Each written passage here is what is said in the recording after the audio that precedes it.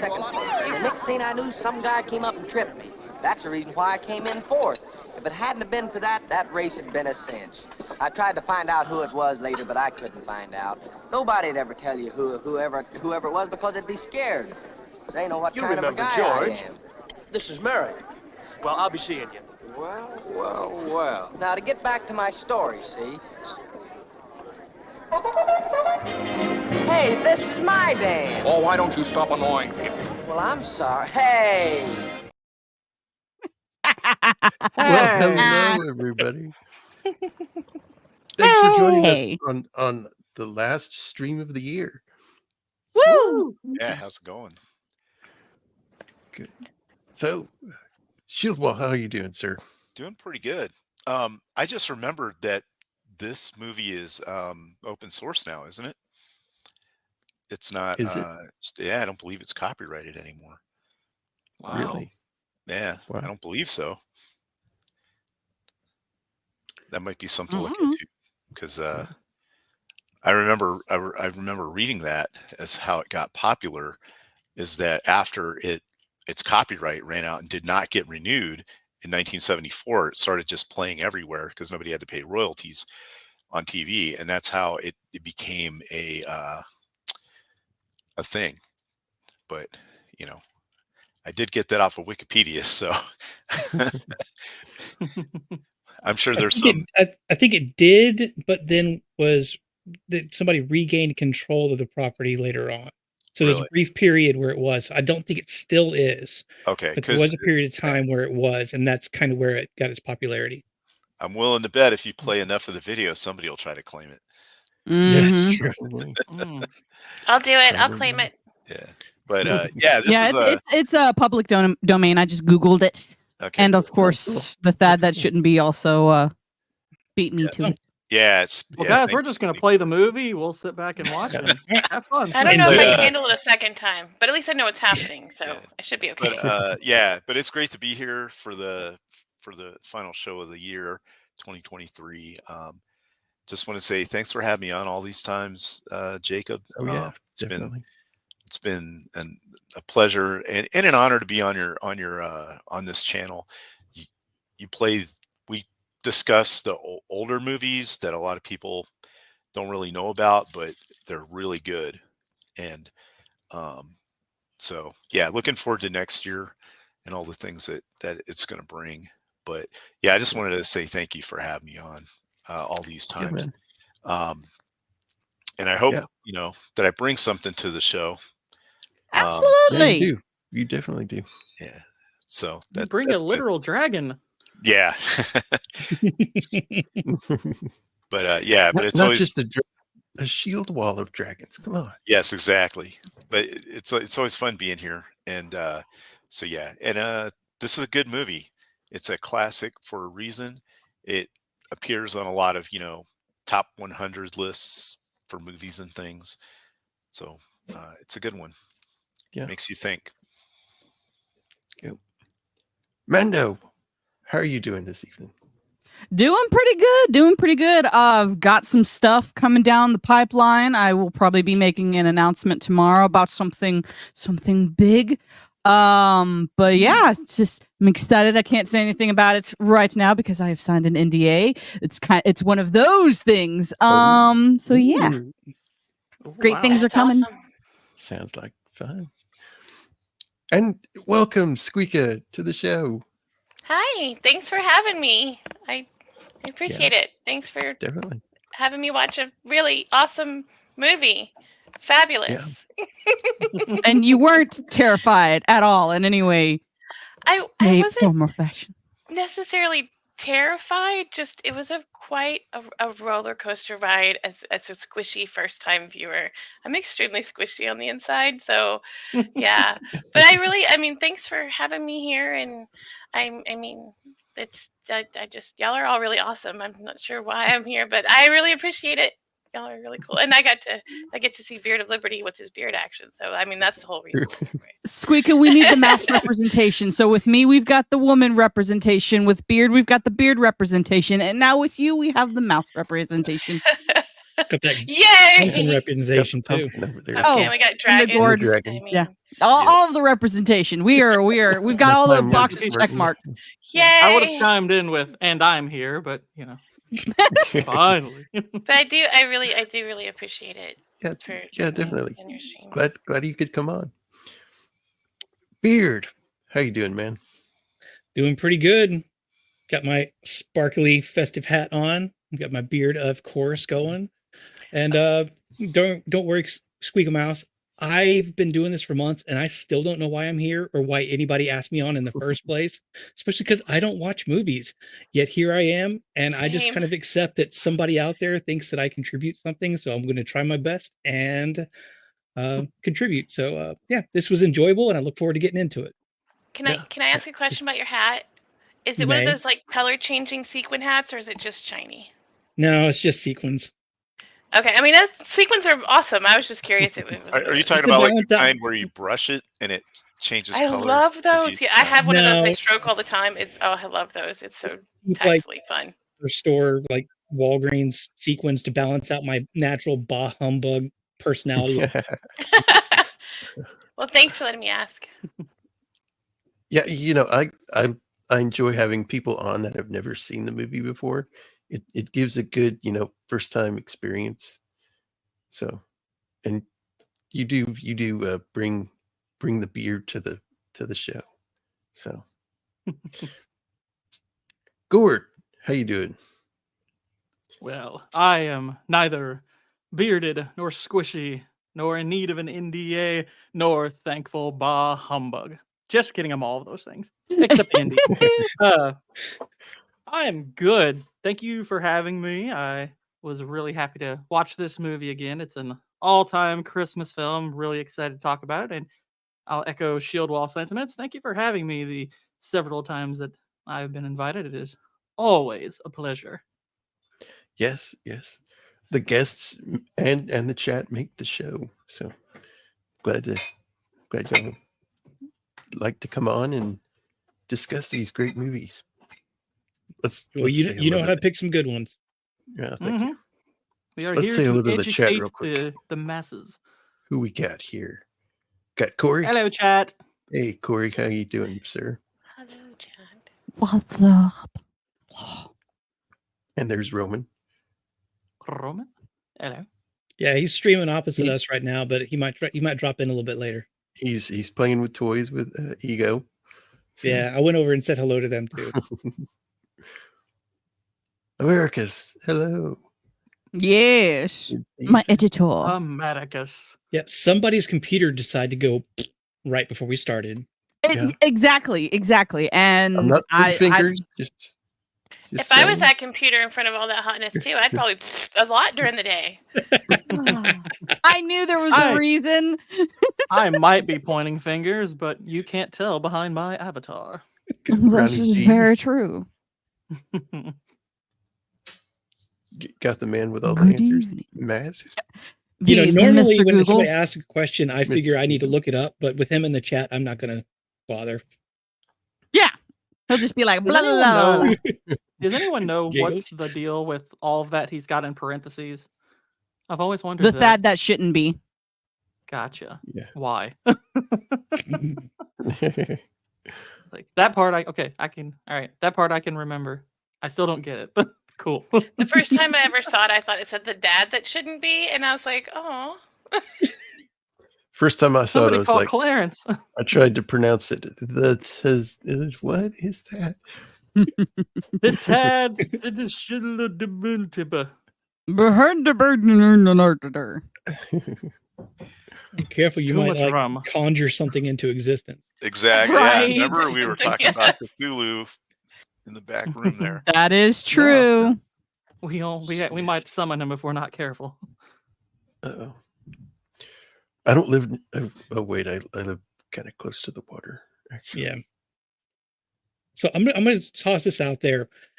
Did anybody watch this in color?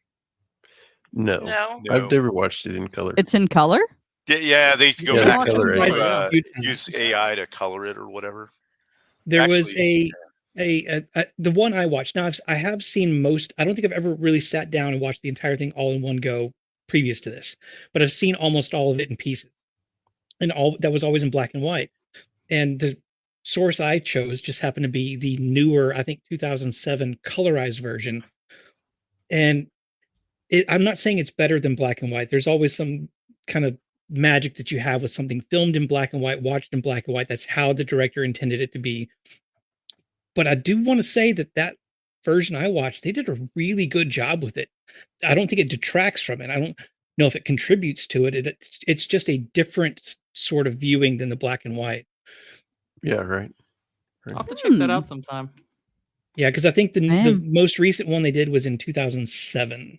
Because there've been 3 different colorized versions. The earliest was basically done by hand, the hard way. But yeah, it was. And eventually, it looked Netflix nice. will do their own colorized version. I'm sure. Don't you start that. So I do is like these. Lionel Barrymore Drew Barrymore's dad? I think it's Uncle, I think cousin, it's twice her removed? it's her grandfather, I think. Really? I thought. I was curious about that when I was watching it. I just was too lazy to Google it. Now I remember. There's no way it's her dad. I Let's mean, see. Can he we was born get in to it before Matt does? No, Lionel. He was born in like Barrymore. 1878 or something. But John Barrymore is one of his siblings. Yeah, so John Barrymore is her father. Okay. Okay. Right. Yeah. One thing of note is Jimmy Stewart. So he went and enlisted and went to the war. He was a pilot, did B-24 missions and stuff over Europe. And when he came back, he was thinking about actually leaving Hollywood and going back to Pennsylvania to run the family store. But he decided to stay, and this is his first movie after he came back from the war. Oh wow! So, wow. Yeah, and he played a brother that didn't get to go and be Right. successful. Wow. Okay. Yeah. But I think there are times in this movie when you can see it on his face, like how he's changed. If you watch one of the movies he did which we just did, watch one of the movies right before he went right to now. So he did the shop around the corner. That was what it was called, right? Yep. Yeah. And he did that, and then he did this. So we just watched that last week to this. And if you look at his face and like his stature and how he stands and things, you can see kind of a difference. Yeah, I thought that too. Especially later on, whenever they kind of play into him getting older, it's much more noticeable than you would think normally with actors at that time with makeup and prosthetic limitations and things. And just kind of earlier on, I kind of thought he looked a lot older than he did in the previous film that we watched. Right. Well, I mean, it had been, 5 years. Well, yeah, but I mean, also going through all that. Exactly. I mean, there's biological fact that kind of stress ages a person. All those guys coming back, they probably looked a lot different. And also, it aged. Yeah. I've seen like comparison photos of some people before, like, and after, and it at least a decade, if not more, for at least most of the soldiers coming back. And in his case, not just age, but demeanor too. Right. Exactly. That's what I was going to go into. Is the level of responsibility he wound up having was immense. He was a deputy squadron commander so you figure each one of those planes had 8 to 10 people on them, depending on what kind it was. If you sent up, 50 planes, that's 50 times 10, plus all the ground crews and all the other stuff that you got to worry about. So that's a lot of responsibility for somebody that just came out of Hollywood and it was basically an actor. Right. Right. I mean, he worked his way into it over the years, but that's what it wound up being. So you can, all I'm saying is the whole point of that whole rambling was you can see it on his face and how he holds himself here.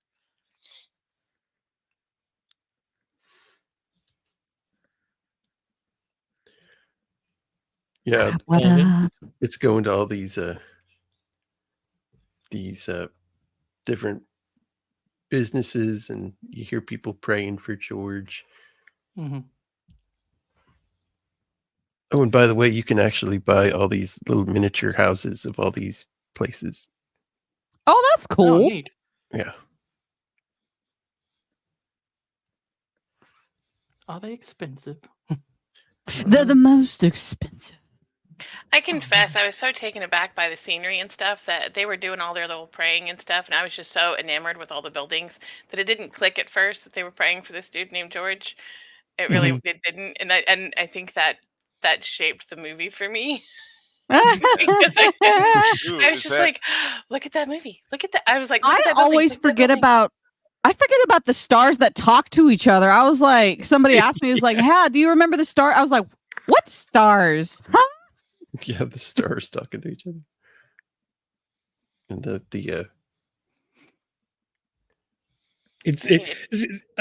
This is basically like angels sitting around a table at a bar to me.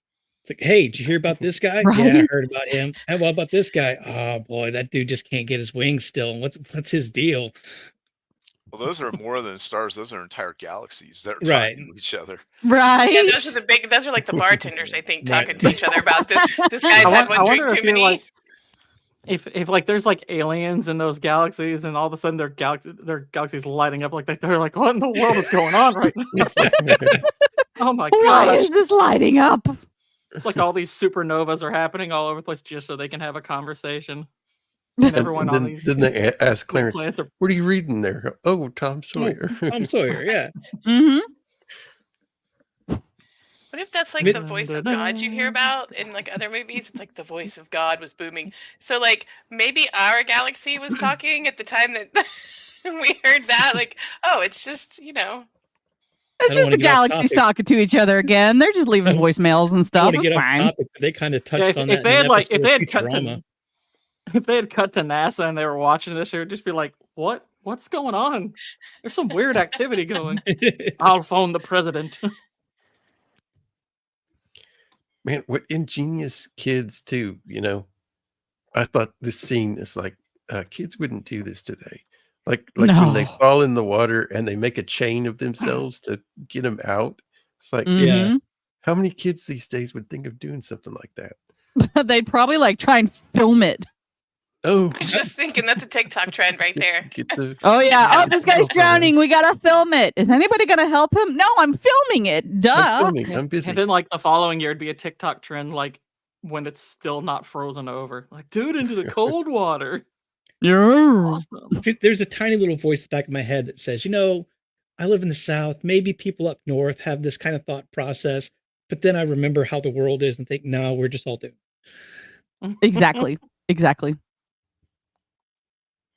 Maybe the I mean, little I've galaxies are gone watching sledding it on before, but TikTok. never with a shovel. Huh? Maybe. I mean, these kids are probably all in Boy Scouts or something. Probably. Given the time period, they would have been in something similar to that. And as we saw, he's got a job already. Mm-hmm. I like their matching hats. I'm sorry, I noticed the weird things. No, it's fine. No, I mean, everyone noticed things differently. Yeah. Yeah. It's like, there goes the meanest man in town. Oh, I hate that guy. Oh, I have such an intense hatred for him. I mean, he's basically Scrooge. It is sort of a weird, like, kind of contradiction in that he is the richest and can afford everything, but he's also so stuck in the old ways that he's still going around in a horse and carriage instead of a nice car. Hey, Right. Horse and It's carriage. going to be more expensive, I guess, to have a car. Yeah, I mean, Speaking if of you're going to this flex, carriage. you might as well flex with your horse and carriage. And your Right. manservant. I don't know if Yeah. y'all can see, but on that door, we were talking about Cthulhu earlier. That carriage door says HP. Oh my god. We're doomed. Mr. Potter is a Lovecraftian monster. Oh no. Oh, I thought that stood for Harry Potter. I thought it stood for It hit could. points. You know, all of the above. All of the above. What's up, Nadia? Speaking of Lovecraftian lore and all of that, what's up, my fellow Dungeons and Dragons sister? Hey Get in, there. Cthulhu losers. We're going shopping. Cthulhu losers. Oh my god. Oh my god. He turns into the Davy Jones, with all the Oh, tentacles and stuff tentacles.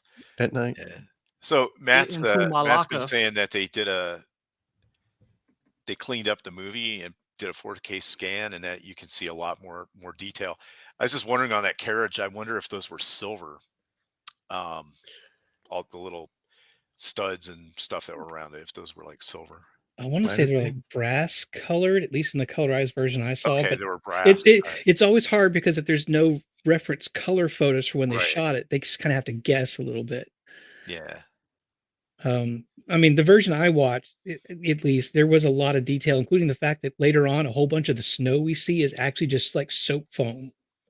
You can see it running down the edges of cars. Mhm. It's supposed to be snow. Yeah. It's See, just that's bubbles. like a Cub Scout hat. I had one Probably. like that when I was in the Cub Scouts. And way I back. just want to say I love the nostalgia in this movie from the get. Like I just love that. Like the way that they're all like holding on to one another and the camaraderie. Like just so many of the small human interactions that you don't see anymore. Yeah, Yeah. that's kind of the spirit of like the nostalgic Americana sort of thing. That Mhm. And here's the camel ad. yes, They actually, if you look on eBay, you can find these cigarette lighters. I don't smoke, but I think those Huh. things are really cool, and I want Yeah, one. I just want one. yeah. My in-house. grandfather had one Mhm. growing up. They're actually kind of fun to play with, even if it gets you in trouble. If you're not getting in trouble, are you really having fun? I mean, Oh. that's not. I shouldn't answer that question. The way these two girls is great. It's like Oh, they Some- hate each other. Somehow they got these two kid actors and the adult actresses that played them later on Yeah. to personify the same character perfectly both times. oh yeah. That's excellent child casting. Yeah, I love it when she asks him, "Help me down," and he's like, "Help you down." Down. This whole scene was making me laugh. I mean, until it doesn't, but yeah, this is a great scene. I love his whole line. He's like, "Yeah, I'm gonna have a harem, probably 3 or 4 wives." Yeah. Yep. And he Like- says it right after she whispers into his deaf ear that she'll love him forever. Yeah. Poor boy. It's like nostalgia. How Look, is he supposed to be I- here? Where I he's ha- basically running a store by himself? I'd say 12 to 13. I was thinking Yeah, 11 to something like 12. Yeah, I Yeah. was thinking along those lines too, but I don't know. It's And hard to he's say. a member of the National Geographic Society. That's right. Wow, when it actually meant something. Yeah, Yeah. I actually had that made me happy to see this little magazine too, because I donated them to a local library because they were old.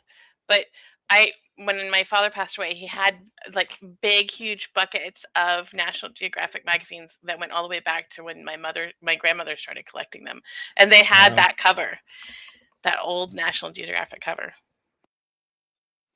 Yeah, that's cool. Wow.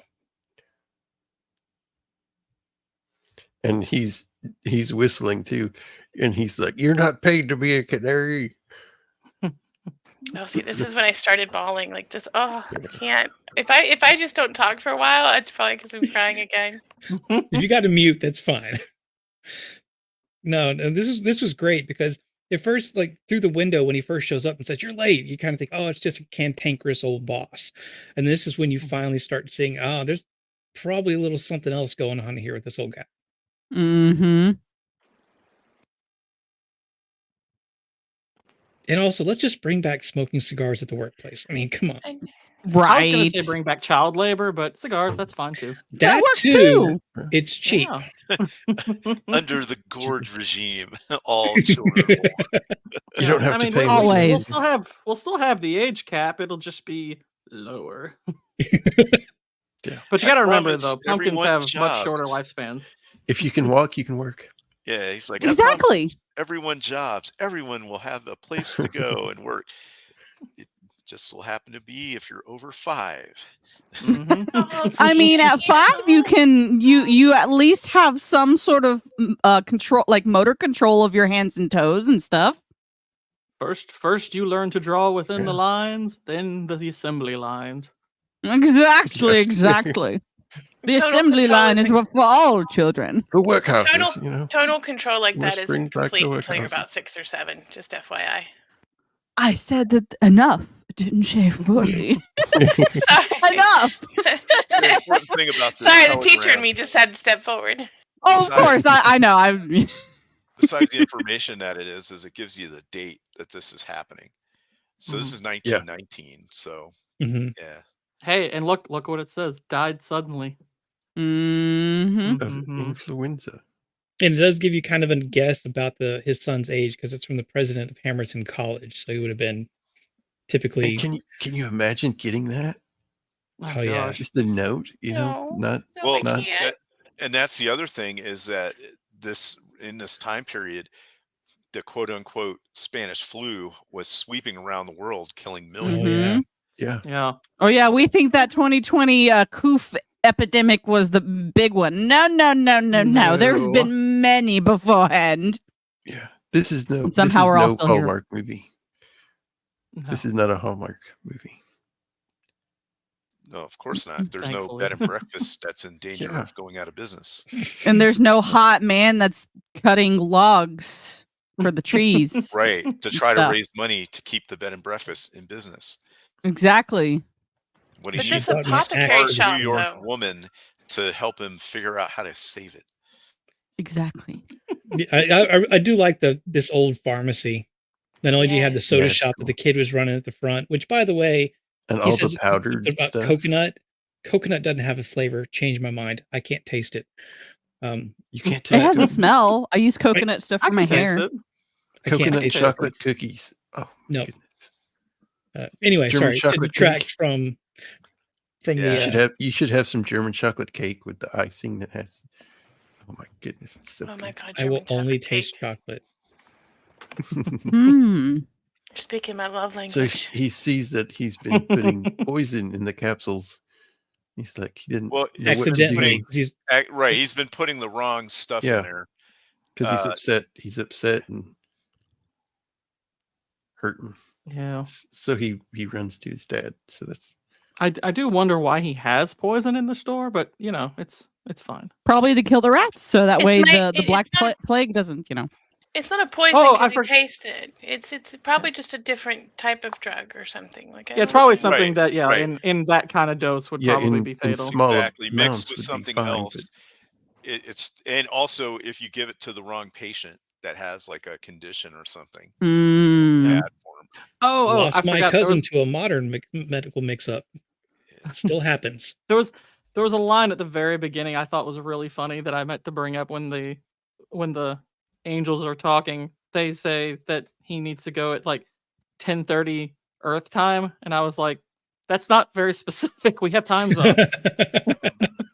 Yeah. That made me laugh. I was like, what's that? That's like 10:30 Earth time. That doesn't tell us much. Dude. There's so many time zones. Just like where? What do you mean? AM or PM? Okay, I've got a zone.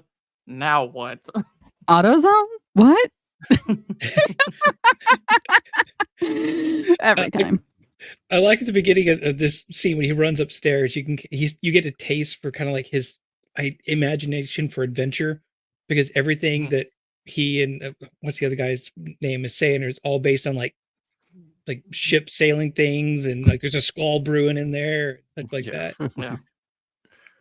Oh yeah, back So then here- in like here's some- 1919, every guy's dream was I'm going to run away on a tramp steamer and go to South America, or to, Well, it's kind of like at the beginning of the movie or- Up, right. Mhm. when they're Yeah. a kid and they just want to get out and have adventures. Exactly. Yep. Or go to Asia. Well, back then they'd call it the Orient, but still. Oh, you're canceled now. Yeah, I know.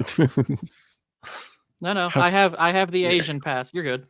Okay. Oh, well, now that we know. Yeah. We have all the representation. And here's Yeah. Mr. Potter being 7 mean. Asian siblings. Of I course, always yeah. come with the Asian pass. It's our early clue that this business has never really been well off. I love Yeah. how George shoves him here. It's like, way to go, kid. That's right.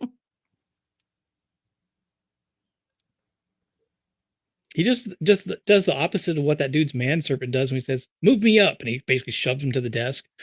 Yeah. George just shoves him back. Oh, this scene. Oh, I can't, guys. That was a little thing on that kid's face where he looked at the box and realized, oh, this is different.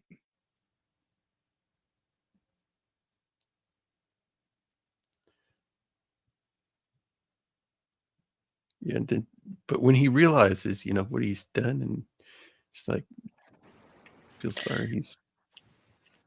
And sadly, speaking of nostalgia, this movie, like, oh God, I'm gonna cry. You don't see this anymore either. You don't see adults apologizing to children when they do Yeah. things like this. And Yeah. and it was nice and refreshing to see that when this is part of his upbringing, is he's learned to apologize and have that respect, even if it's painful. Mm-hmm. Yeah. Well, also, it's not because he's a child; he's an employee. Mm-hmm. No, I'm just kidding. It's because he's a child. Wow. Well, I was going to say, even his boss's outburst, is traumatic as it is to watch an older man kind of smack a child, especially when he's saying, "Oh, that's my hurt ear," and all this other stuff. Yeah, making his ear bleed. It's when you look at it, this is a man in the deepest throes of grief. He doesn't know what he's doing. It's kind of human nature when you're in the center of grief to reach out to people not reach out, to lash out against people that you normally would care about. It's not logical. It's just who we are sometimes. But yeah, like you were saying, he does realize his mistake and immediately apologizes for it. Yeah. This is when I knew that the adventure that Jacob had sent me on was going to be a long one. Does that drugstore have an HR department? That's a nice face. It's a face that got lots of ladies to go to the movie theaters. Yeah. It did. It did. It's missing something, though. You can see too much of his chin and jawline. But that's just me. I love Well, how back loud in he that was. time, beards weren't the rage, unfortunately. Yeah, I know. Yeah. We were a simpler people. Did James Stewart ever have a beard in a movie? Like, ever? I don't believe so. I think during this time they weren't allowed to, unless it was like for a specific part. Like a 5 o'clock shadow kind of thing, but never like no goatee, no mustache, no like full beard. He might have needed it, you know what I mean? Like 3 or 4 days without shaving kind of thing. And if they did put fake beards on him, you could tell. Oh, always. Yeah. It still cracks me up that him and Henry Ford were friends. Yeah. It's like that wouldn't happen today. It's like you couldn't have people with those different kind of views and still be friends. But hey, they pulled it off. Kudos to them. I mean, like back then, like you could be, well, after the Civil War specifically, you could have differing opinions on politics and still like be civil. Mm-hmm. I can't be civil. I differ. that previous scene was a nice little follow-up. Chooses violence. we go from him like seeing the relationship with him and his boss to he goes to pick up a suitcase only to find out his boss has not only paid for it but has his name put on it, which is a huge deal. That's not a small. Oh yeah, and knew him well enough to get the biggest suitcase they had. Right. Mm-hmm. I mean, I guess that kind of lends itself to what is both considered at times by the main character mostly a bad thing, but eventually appreciates a good thing, the small town nature of where he lives, where kind of everybody knows everybody. He wants to get out of there, but you also get these things where you build these relationships. It's such a nice, pleasant thing. Yeah. There's the flirt. Oh, this old thing? I only wear it when I don't care how I look. Are you talking about your Santa hat? That's right. Except I don't Got flip that my hair hair. flip. Gotta flip my Yup. beard. This is funny. That's I a love- great shot. I Love love that this part. part. Run over. He was It reminds me admiring of the your meme. dress. What a bunch of misogynists. Exactly. How dare? Oh my How gosh. dare? Oh I'm my gosh! canceling Were the they? entire town? Oh my Yeah, gosh. see, if that was Exactly. Exactly. 2023, this cop would be running over to write him a ticket for thought crimes. I mean, what's that line they Mhm. say right here? Is like, would you? Yeah, let's go. You just gotta Dude, I like leave it this. implied. He sees this young, attractive girl, and he's like, "I gotta go see my wife." It's like that's what it makes him. It's good. It's good. It makes him think Yeah. of okay, I have a wife. It's good. I like Well, and it. then his friend's like, "Oh, such a good husband." Like, oh, Yeah. Oh, real like family implying man. that he wouldn't go see his wife. Like, Well, the cab driver's the one. Didn't his wife leave him or something like that? Or is that just part of the didn't know Yeah. George timeline? Yeah, That's what I part of wonder. the- yeah.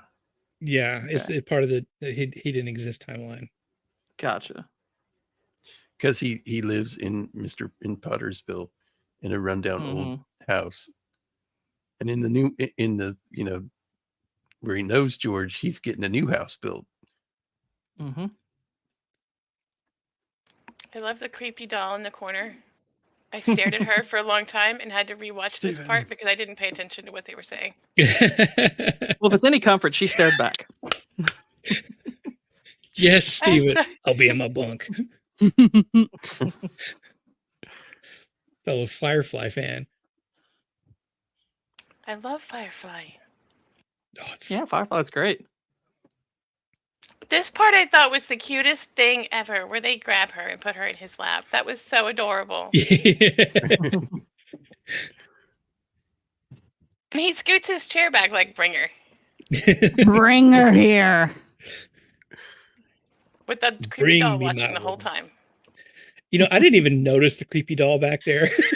I'm telling you, throughout the Creepy whole doll. scene, like at the whole, I had to rewind it because I couldn't stop staring at the doll. Where? It Right noticed you, Beard.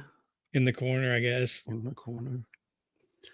I've The never doll noticed that. sees all. I was just flabbergasted by the color on my version that I watched. I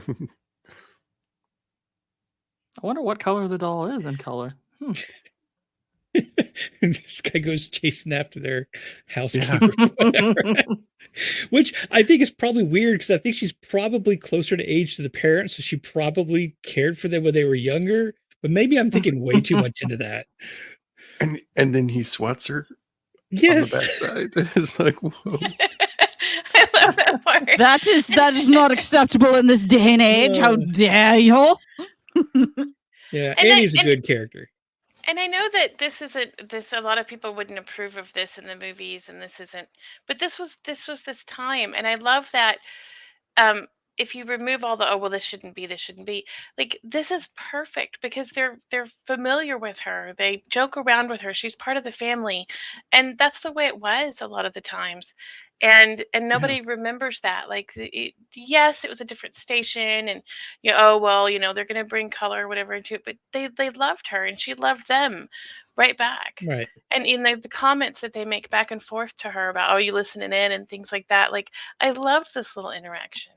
Yeah, there's Well, what's so also much cool of- about her character is the likelihood is because if you think about just like the way his dad is, his dad doesn't exactly strike one as kind of like a disciplinarian. I get the sense that the housekeeper was kind of the hardened one, the kind of the disciplinarian of the family. She was the one probably keeping the boys in line. And she plays that up really good. So you don't see her soft side until the end, which I think is pretty cool. But you can tell underneath that she really cares about him. I've got to call out a line. If we're not quite there yet, we will be soon.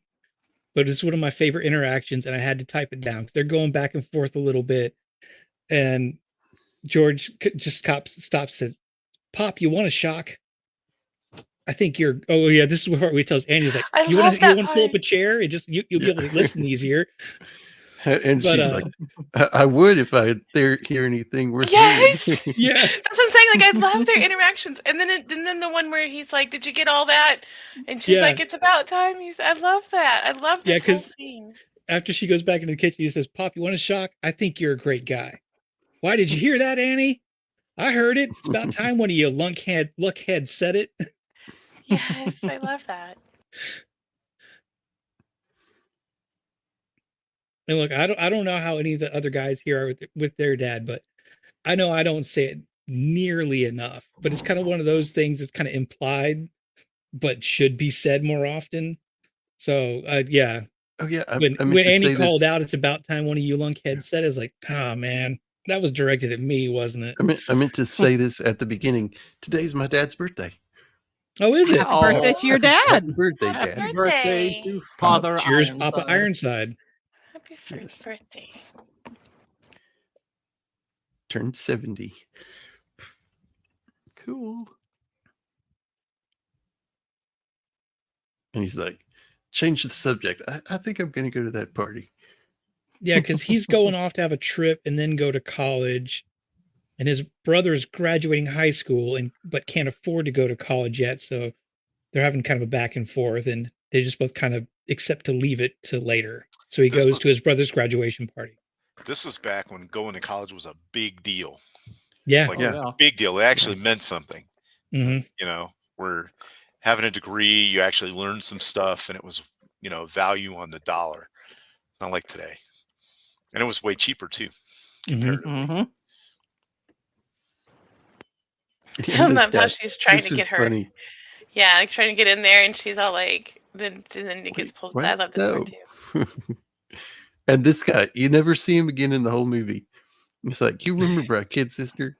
And it's like when they meet, it's like, my job here is done. Later. yeah. That's in the movie. Like, I mean, she no honestly, longer has a brother. Like, wait, what? if we think back to high school, how many people did we know that were that kind of relationship? We're like, oh, this is the dude who's like the sibling of this person that I really know, and they exist for like 2% of your reality. Otherwise, it's just whatever. And Yeah. especially when you go back to reunions or you meet people later on in your life, it's just kind of like, oh yeah, you were the guy that you had a locker like down there. I don't know your name, but your sister's hot.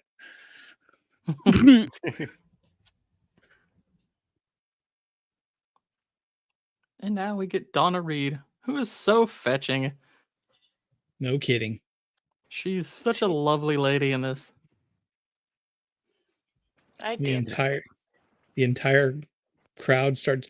Oh, there was that throwaway line earlier, which I thought this is a weird thing to say.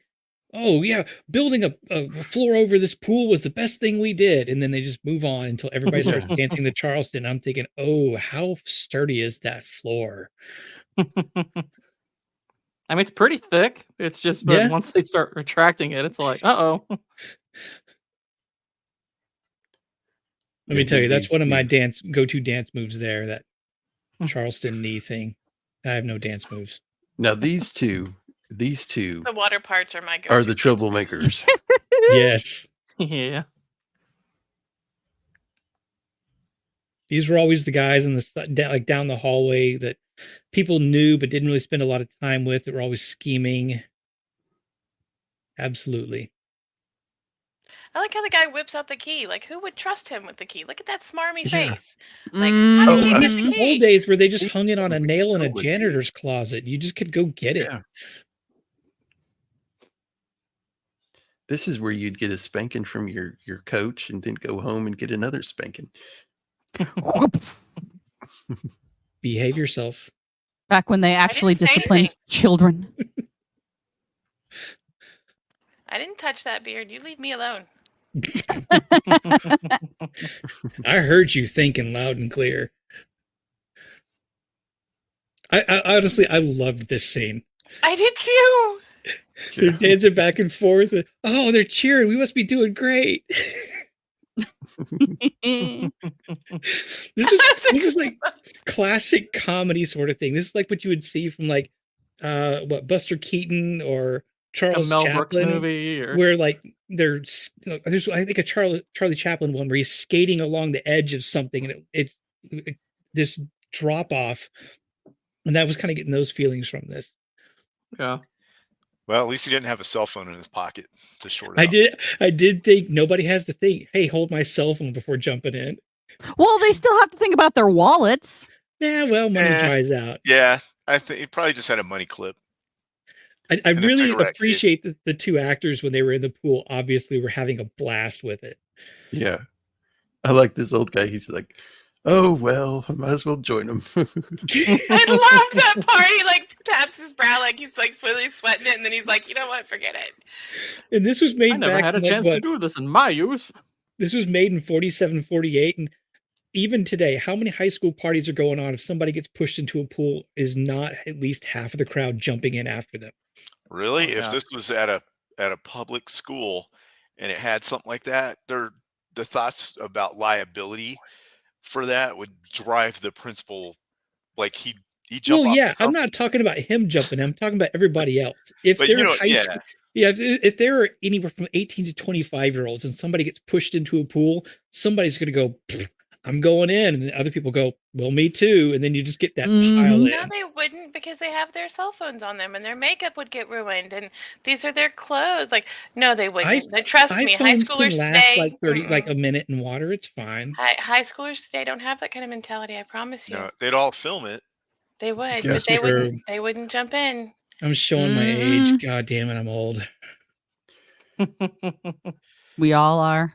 Language. I love this Sorry. scene. Like, this made me fall in love with George. I love the way he talks. I love the little romance. Like, I'm like, oh, I need a guy like this in my life. They need to bring back those striped shirts like that for sports. In the helmets Yeah. that are nothing but Yes. thick leather. Yeah. Yeah, just Yep. a leather helmet. Leatherheads. Isn't that what they call it? Yeah. Yeah. Mm-hmm. Or at least that was the name of a movie anyway. Yeah. Yes, Steven, I am old. I don't think I'm I'm the older. oldest here, but I'm old. I'm twice your age. Squeak always says that stuff to anybody. She said that to Roman. I don't even believe it. Yeah. She was Nobody's around older was than like, Roman. before the dinosaurs Yeah, were she's roaming like, the what's your age, Roman? I saw this movie in the theaters. I was like, that would make you 108. After I finished building that theater. But especially this scene. Oh my gosh, I loved this part where he picked like, oh, like forsooth, my lady. Like, I was like, this is the best part. I Mhm. love this part. I'm like, that's it. I'm like, I'm gonna keep these lines, and I'm gonna, if I find a guy, I'm gonna have him read these lines, and then I'll be like, okay, do you pass muster? You're no George. Bye. That's my new. We now have our standards of Criteria. men. Are you George or are you not George? If you are, then good. If not, mm-mm. I'll even wear the robe. I mean, I'll do it.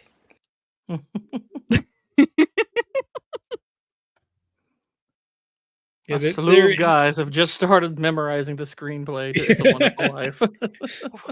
Yeah. There's a ton of nostalgia here, and like, oh, we wish things were this simple than like how things used to be, but Yeah. I don't I know. love how all of the girls got wet and their hair is still perfect. That's the kind Of of course. life I Oh, need. and their makeup. Yeah. I just don't wear makeup. I wasn't worried about that part. I appreciate that he's wearing oversized pants and has to keep holding them up. Yeah. Well, aren't those are football pants, right? Yeah. Are they Yeah. supposed to? Yeah. I think they've got like pads in them or something. Well, Like, they would have had very some, light. but I just kind of assumed that even Yeah. back then they wouldn't have been substantial enough for him to No. need to- It's really light. It's like quilted pants or something. Yeah. Yeah. I'm sure that protected them from concussions. Well, and they've got all the sports gear on, like the old the robe from the locker room, and like all the football gear and stuff on.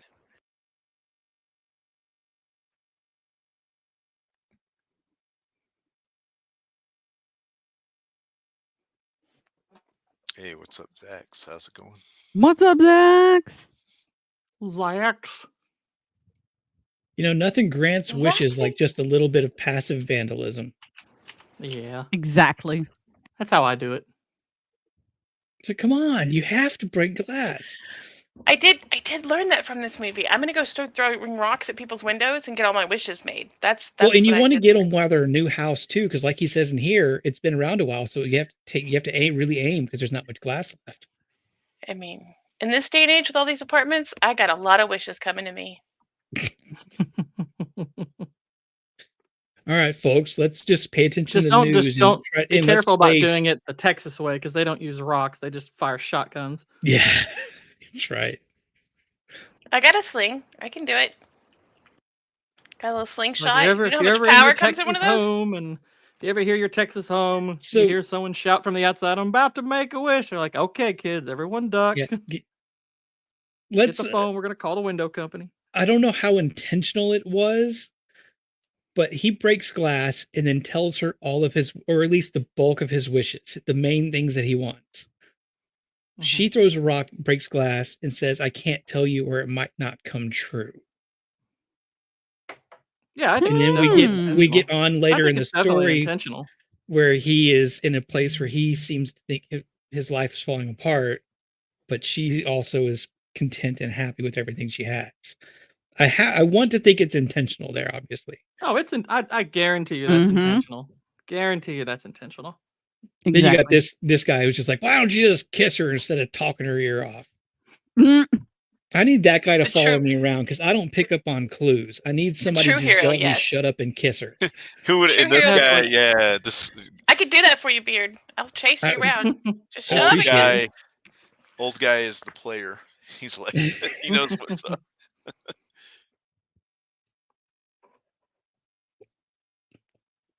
It's like she's already impressed with your vocabulary. Mhm. Now make good on it already. You don't want no moon? Kiss her. Yeah, he promised the Bruce Almighty. exactly. Oh, and this. She love takes this off part. and he steps on her robe. This is probably my favorite part. I thought this was really funny. She lets out this little yelp. I love how he looks down. He's like, Mary? It's like, He was Obi-Wan? raptured away. Is that you? I just like how he goes from this really cute guy, and then all of a sudden he's like, "Oh wait, I have an opportunity here. I'm good." I'm like, "Yeah." It's like, I'm going to have some fun with this. And let's be honest, that's every guy. Oh, yeah. Exactly. It's like, oh yeah, smooth talking. This is going great. Going, oh, hey, I mean, it's not I'm just not a guy just- thing. you want this? If I had I'm some not just good going to hand robe, this I back. would be like, "Yeah, you want this robe?" See, at least somebody's saying it from the other side. I appreciate that. Well, I certainly hope those weren't rose bushes. Well, I'd yell at you to That kiss would- the girl first, and then I would tell you, ask you if you want your robe back. That's what. I think she said they're hydrangeas. I don't know if that's any better than rose bushes. Yeah, but- I don't think those have thorns on them. I mean, regardless, you wouldn't want to be crawling around in the middle of them with just nothing. Yeah. Well, she probably has her under things on. Let's be honest. Mm-hmm. Mm-hmm. Let's hope. Or not. Perspective. Depends.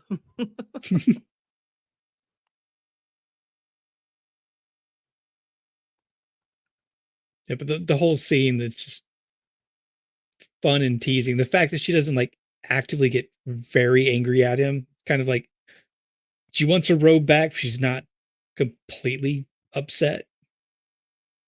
No, she's like, she sees the humor in it, I'm sure. Now, what happens next? I have to confess, I did jump off the couch for. Yo. Jake was muted. I think he might have had to step away Oh, for a no. second. No, so Sorry, I'm well back. did Alex. I'm back. So, Oh. so like, yeah, what happens next is, when they roll up about the dad, like I was so immersed in this scene that I like jumped up and I was like, "No, Dad, no!" Yes, like it like hit me like a brick. I started crying again, and I was just like, See, I'm so emotionless when I watch films. I want to watch a movie with somebody that reacts like that, and like, "Oh, so I I like don't have know, some man. like I get social feisty." clue where I'm like, oh, I should be upset about this. Oh, deaths are sad. I mean, am I a sociopath? I don't know. Maybe. As the IT crowd would say, your emotions are on the artistic spectrum. Love that show. I love that Uh, line.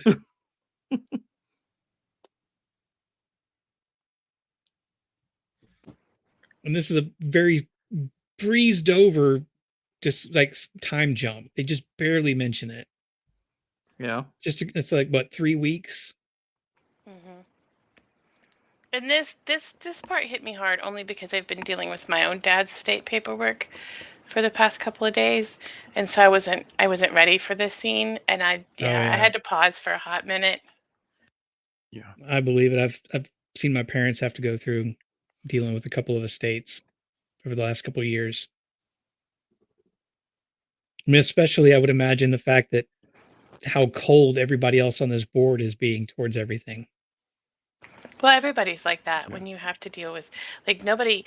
It's just a matter of just getting the paperwork in the right places and assuming the right things. I mean, you get the customary, "Oh, we're sorry for your loss," but there's never a feeling behind it. And Right. and some of this, you can see that some of these people are upset about what has happened to his dad. But yeah, it is really cold like that, even just in general. Yeah. Mm. That's a real good point, Stephen. Space is haunting that shot, her wish coming true, but at what cost? Yeah, I hadn't thought about that. I hadn't thought about that at all.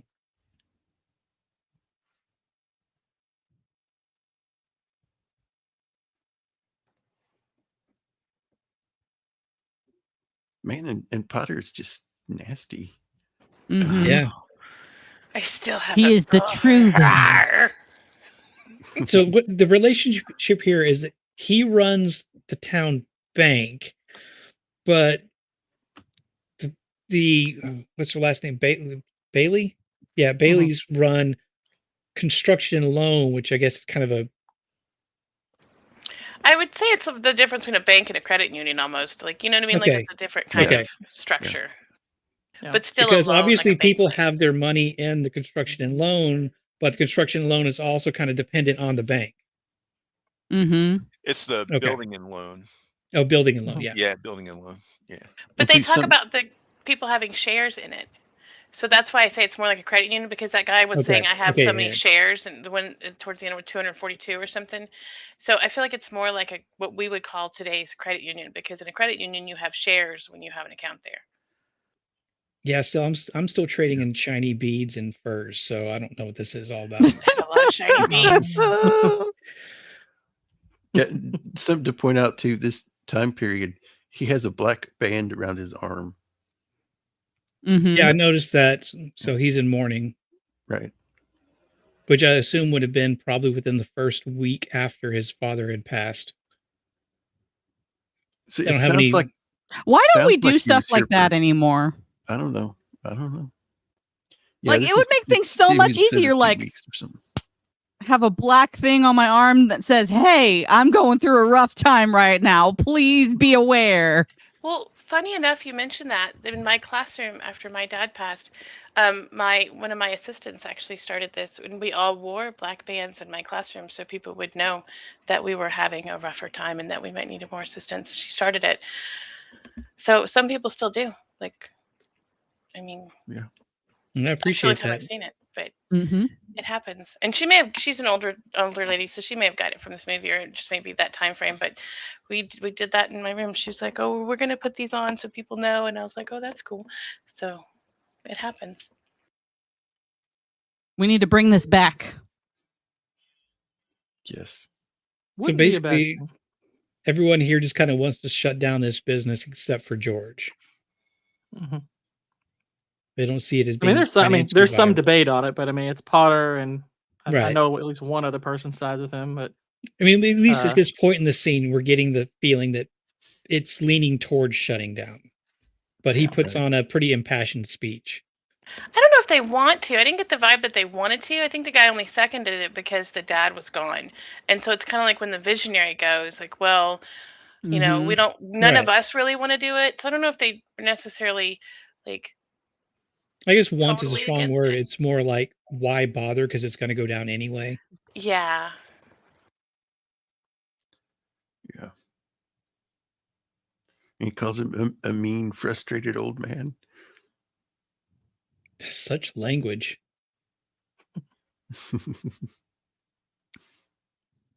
Urgh.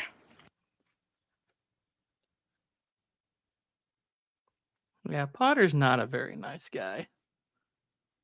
He thinks he's There's the the chosen crow. Oh, one. there's the crow. That bird! Yes. Oh my god, this cracked me up. So I was Let me just startled. I point was this like, why out. is there a crow in there? What's let going me on? just point this out Right? since it comes up later on. In all three main financial failing scenes regarding George in this business, that raven is present. Like 3 of the worst points of his business life, that raven is present. Now that raven is his uncle's pet. That's why it like fly up onto his arm and anything. And apparently it's a famous raven the director of this film just liked so much that he included for some reason in all of his films after this. But it is like a symbol of death, like for this business. So everybody's coming down on this later on. Oh, what is it? Anyway, each of the hard times this business is facing when there's a run on the bank, it's sitting on the counter, and it's always there as like a harbinger of doom. Well, you're right, because in the where when he loses the $8,000, the raven Yep. comes in and starts talking to him. Dude.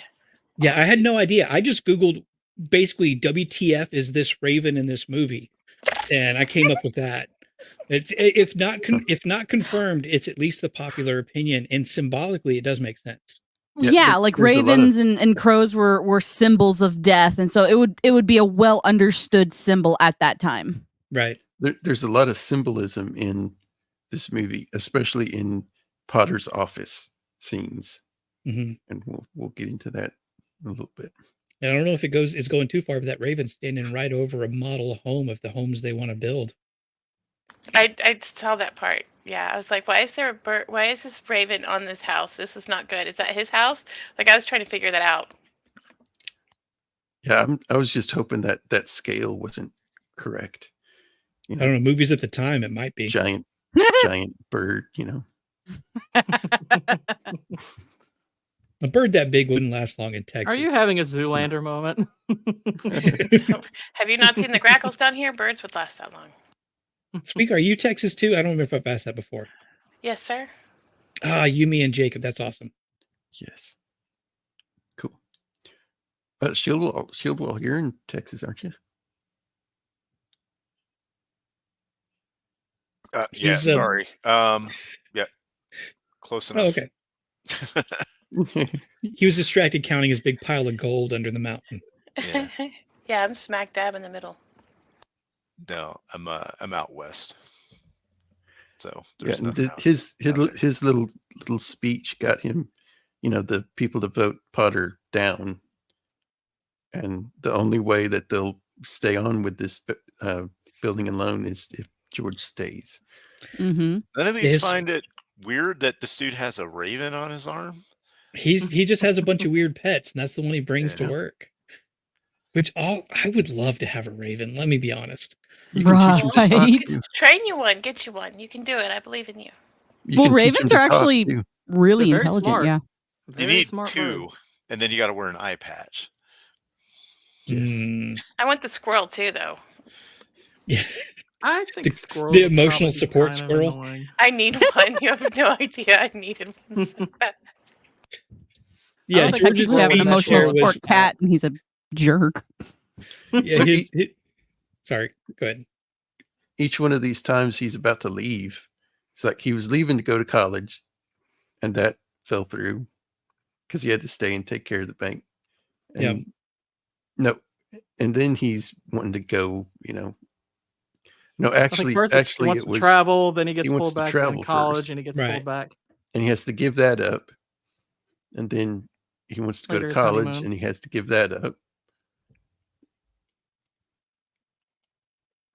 And then his honeymoon. Yeah. Oof. I like the jobs he's talking about, like the oil fields and things.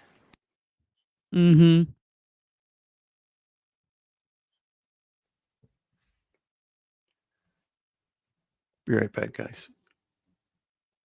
Oh, The raccoons.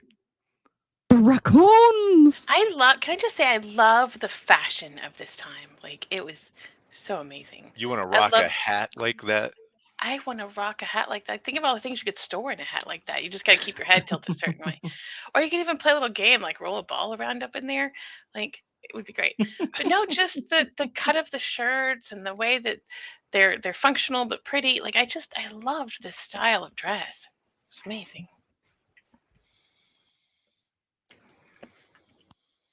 You'd rock It's just that like- outfit, Mando. You'd rock it. Exactly. Yeah, absolutely. I Gloves don't know and all. about the hat though. Yeah, I will say on this one, I'm not too thrilled about the hat, but I mean, like, look at the sleeves and it's so beautiful. Absolutely. How it's Just a got hat. I'd that- definitely be down to bring that, all the hats. I mean, the hats all the the guys guys wear. are I in mean, you got to suits. bring those back. So she's wearing like a vest top thing with like a mantlet kind of deal hanging over her shoulders. Almost looks like it's outerwear, but I don't think it is. And then she's got gloves on. Different time. Mhm.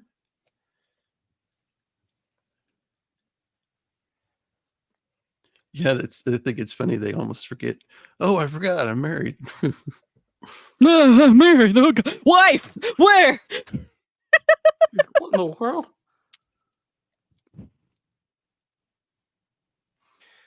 That happened a lot in the military. Guys would just show back up after being on leave for 2 weeks and be like, I got married. And you're like, what? Unfortunately, it almost never worked out. And I love their swanky hats. I just do. Especially like wearing it in the tilted way he does. Yep. Like that's the right way. Got to wear it gangster style. Gangsta. Yeah. I actually used to have a fedora like that. I think you're muted, Beard, if you were just saying something. My mic was off. Tisk. Oh, no. Unacceptable. Canceled. All right. See y'all later. No, you can't. Here he leave. goes. State. Please Oh, it's been stay. too long I'll since I beg. did this. Please stay. And I also like the fact that they're all in suits and stuff. Like it's really cute. See, I like the style, including the vest underneath, but down here in the Southeast, I would never do that because I'd die even just wearing a t-shirt in the summer. Yeah, I don't That's know. what I wear when it's like 80 degrees outside. Especially like those suits look like they're made out of wool. Oh, Oh, yeah. I'm sure they are. Yeah. Especially if this is like if it's any time around winter, fall, that's wool. I mean, there is a point where you wear enough layers the heat doesn't get in, and then you just have to deal with your own body heat. So if you don't generate too much, then you're still kind of okay. Doesn't work for me. Do you have See, it? I wear a Limit. cardigan and pants in the summertime.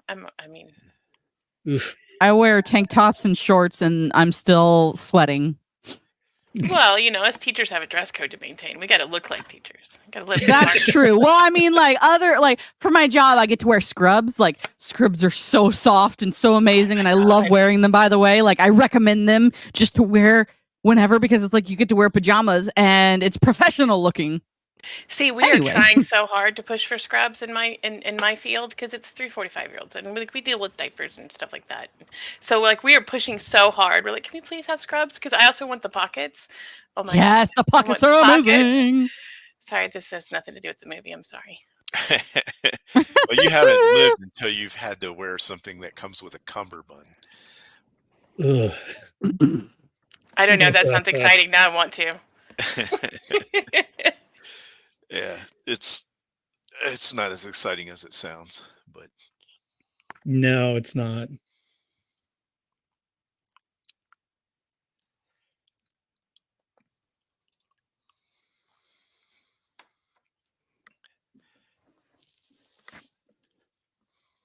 I still love the style of this time. Yeah, I love Uncle Billy. He's just so wild and crazy. Like his hair's always There's times I would rewind just to see his cute little facial expressions. He's got permanent hat head. The few times his hat comes off. Oh, the true hero. I like that he says, I'm drunk enough I could go spit in Potter's eye. I think I will. I think I will. And like he's got to find his way. Yeah, it's good. Like you're going the wrong. Are you going the wrong way? You're probably going the wrong way. Where's my hat? Takes his hat off, holds it. Which It's one the is middle. it? The middle one. The middle.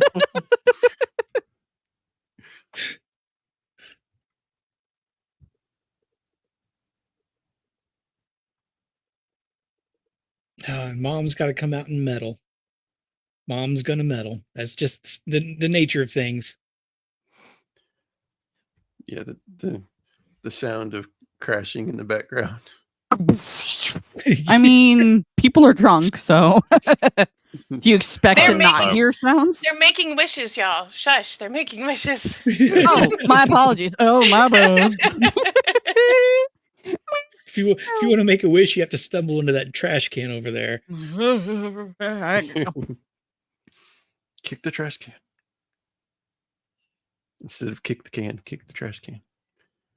I think the wishing parameters in this movie are getting stranger.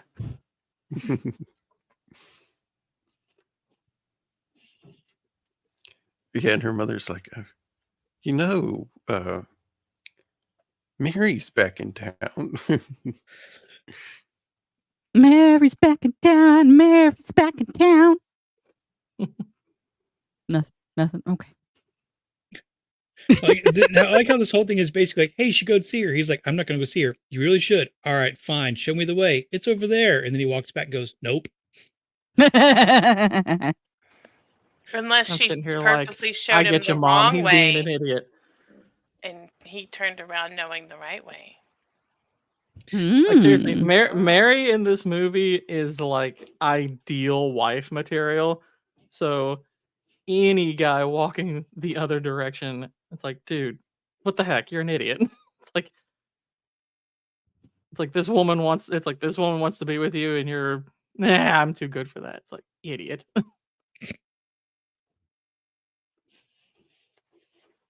I mean, at this point, he's still got his eyes set on the horizon, so he can't even see what's in front of him.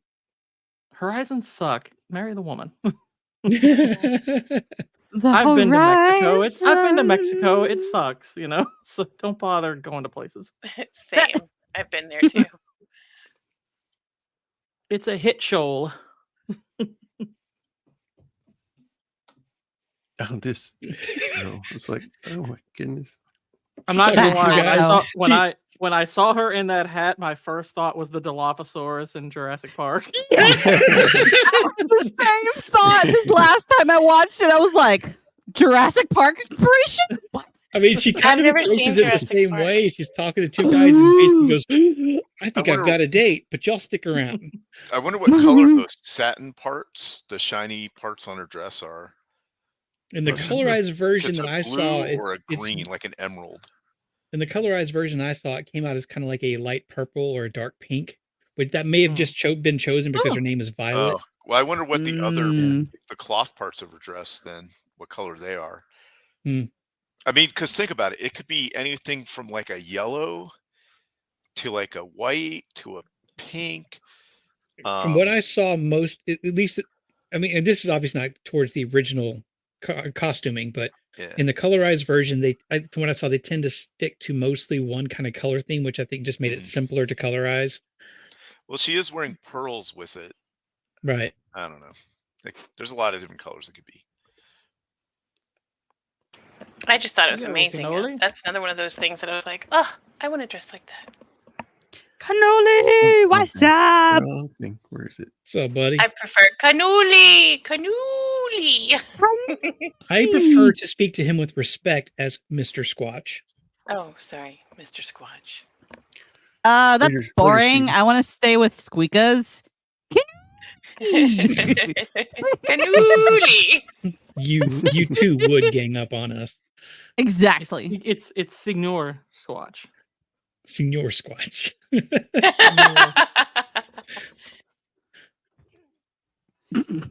I like how So- he's saying to her all these things he wants to do, like go run barefoot. He's Go basically just saying, "Do you swim the want to lake. be outside?" And she's like, "Oh my gosh!" Ew. Ew, Yeah, and- outside. Yes. So Tell him yes. I'm- Tell him yes. Right? I'm not obviously. the beard, I'm a dude. I've never been on the receiving end of somebody pitching what he was just pitching to her. That sounds to me like a pretty damn good evening to spend together with somebody that you might like. Agreed. But I'm also like, I like being outdoors and I like hiking and climbing, kayaking, all of those things. So like to me, it's like, yes, please. I was like, I'm down, George. Let's go. Ditch this chick. I got you. Ew, I have shoes on outside. right now. I don't have to take my shoes off. Let's just go. I'm wearing hiking boots right now. They want to say blondes are more fun, but I'm like, I don't know. Not in this movie. Yeah.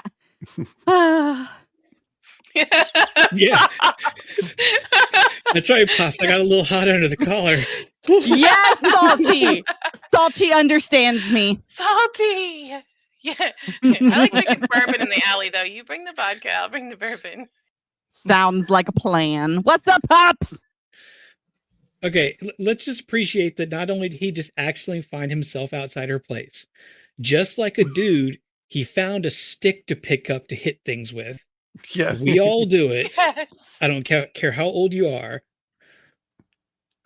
It's not a dude thing. It's not a dude thing. It's not? No. I do it too. I'm a stick picker upper. Same. I appreciate that. I like to try and break them for some reason.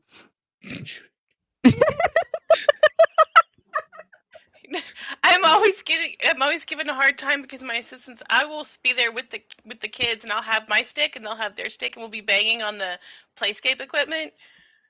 And they'll be like, you're supposed to be a good example. Put the stick down. Exactly. Like I'm whenever like, I used to do substitute teaching and working at a daycare and stuff, I'm like, dude, this is an awesome stick. And like we'd like draw stuff in the sand, like if we were outside or something. And some of the other teachers are looking at me like, you're a freaking adult. What are you doing? I'm like, excuse you. We are making a sandcastle right now. You can just go away. There is so much from this point with his awkwardness trying to get the gate open to everything that happens inside her house that I can relate to, and it's hilarious and I hate it at the same time. If it's any consolation, there's a lot of awkwardness from her perspective that I can relate to. Like I would smash that record. And I was like, oh, I can feel it. I can feel it. You're just standing there and you're like, your face is right here. Just kiss me. Just quit talking about the plastics. Like you're walking up so slowly and so like methodically. It's like, why are you making small talk? We know why you're here. Just get down to business. I love that line where she says, he's down here. Yeah. That's one of my favorite lines. What are y'all doing? Nothing. He's making violent love to me, mother. I have to, like, every time I hear that line, I'm like, how did audiences react to that? Like, that had to be slightly scandalous to hear back then. He's making violent love to me, mother. I love that Mother, violent love. What? I love that she quickly puts that picture up that I assume she's drawn of George last as the moon. With his big pants. With his yes. That he's having to hold up. Mm-hmm. Yeah. I gotta say the mild stalker vibe she gives off, it's definitely a turn on. Okay, this so right I'm here, taking notes. when he sees that picture, that should be his clue that he's got an in. Because why would she go out of her way to do that if she didn't like him? Obvious. Yeah. I think he's just oblivious enough that he didn't even notice the picture. Probably. Well, that's true because he's so nervous. I could totally see that. So is that how you get look guys? how busy the rest of the room is. Absolutely. Got, like curtains with ruffles and bookcases. No, you tell your mother that this man is violently loving you, like in our chats, Squeaka. But I agree with Shieldwall too. The core of the room and all of the stuff.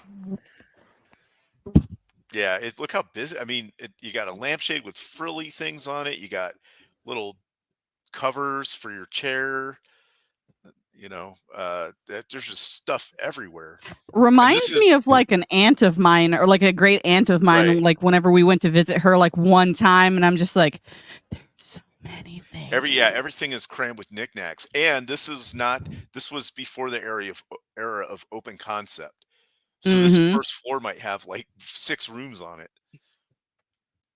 Well, and Mhm. most of that stuff was probably handmade too. Like it was all hand Mhm. embroidered or hand crocheted, and Antiques. that's what they did was I mean, I have things from my grandmother that she hand crocheted or made that are like those little things you drape over, or the little table doilies and things like Yeah, and that. then behind her left shoulder is that like a dog statue yet or Mhm. something, and then Like it's And got I'm a sure it creepy plants doll. smelled in of there. tons of perfume, and probably your nose just was like assaulted with so many different Yeah. smells.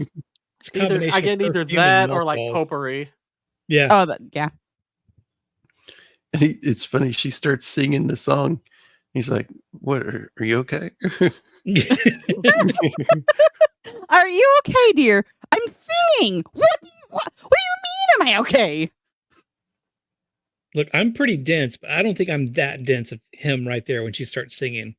Some little voice in the back of my head would go like, "Oh, hold on a Oh second." yeah, I'd be like, "Are you kidding me? It's like this chick is so into me. Awesome." And one more thing to go with what Shieldwall said, I love the wallpaper. I love all of the cool wallpaper. Yeah.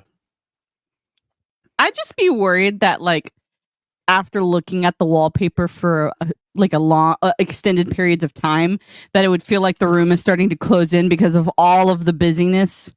But that's just me. Yeah, our taste in interior design has definitely changed. That whole thing with breaking the record, I was just like, what did that poor record ever do to you, man? Oh no, I felt her. I Well, she felt was her playing- so hard at this She was point. I was playing like, the song yes. that they were singing. I was cheering her on at this point.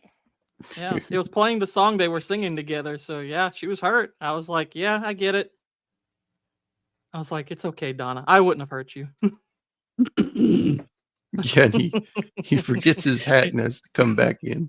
That He face. just barges in to get his hat because she's closed the door behind him.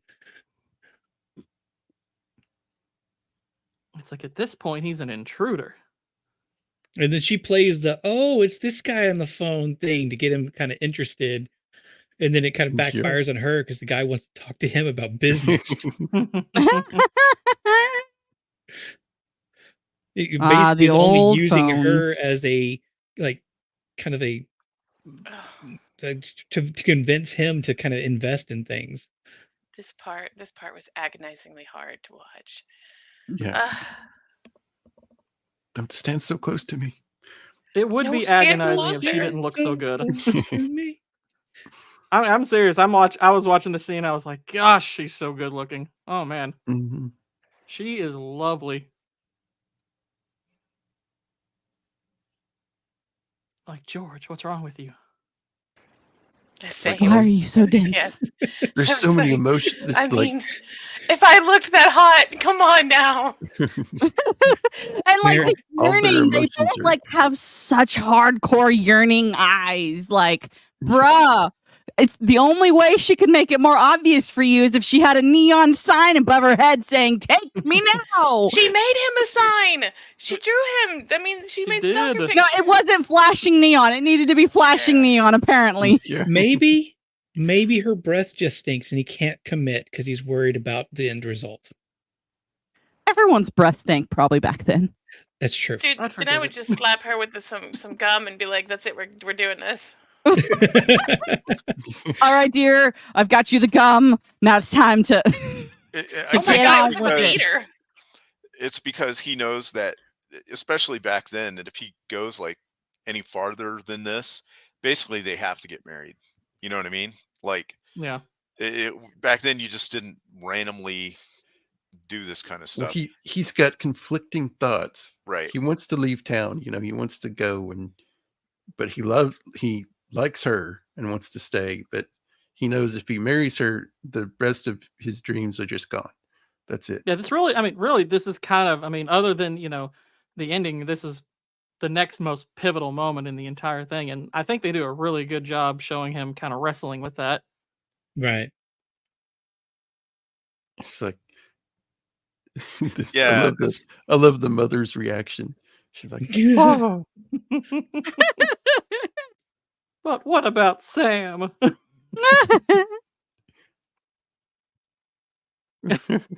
Oh, good heavens!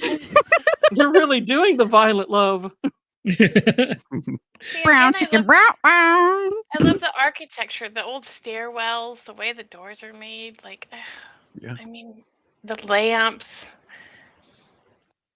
The If you lamps tried that to do used to that be in your gas house lamps. these days, Yeah. this would be $1 million house, no Oh problem. I yeah. was gonna say Wow. poor back then wasn't so bad. No. Right. Unless you were a factory worker or Yeah. one of Scrooge's employees.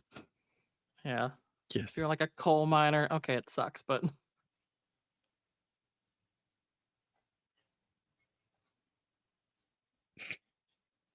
I love this. The the mom says we're just two old maids now, and she's like, Speak for speak for yourself. She's saving up money for her future divorce. Yeah. oh, we can't. That line's too good. We got to save that one. That's such a good Sorry. line. You're fine. What's up, Gibbons? My friend Alex, Gibbons is in the What does chat. he say as a driver? If y'all see a stranger in here, that's just me. It's just me. Like, I'm look, there's just someone driving while this these cab. two people are having fun in the back. Yes, exactly. What I up, love George's line Gibbons? where he's like, "Look, there's someone driving this cab." Yeah. I mean, to be fair, if I was with her, I wouldn't care about the driver either. And I love this. She's like, look at this. I feel like a bootlegger's wife.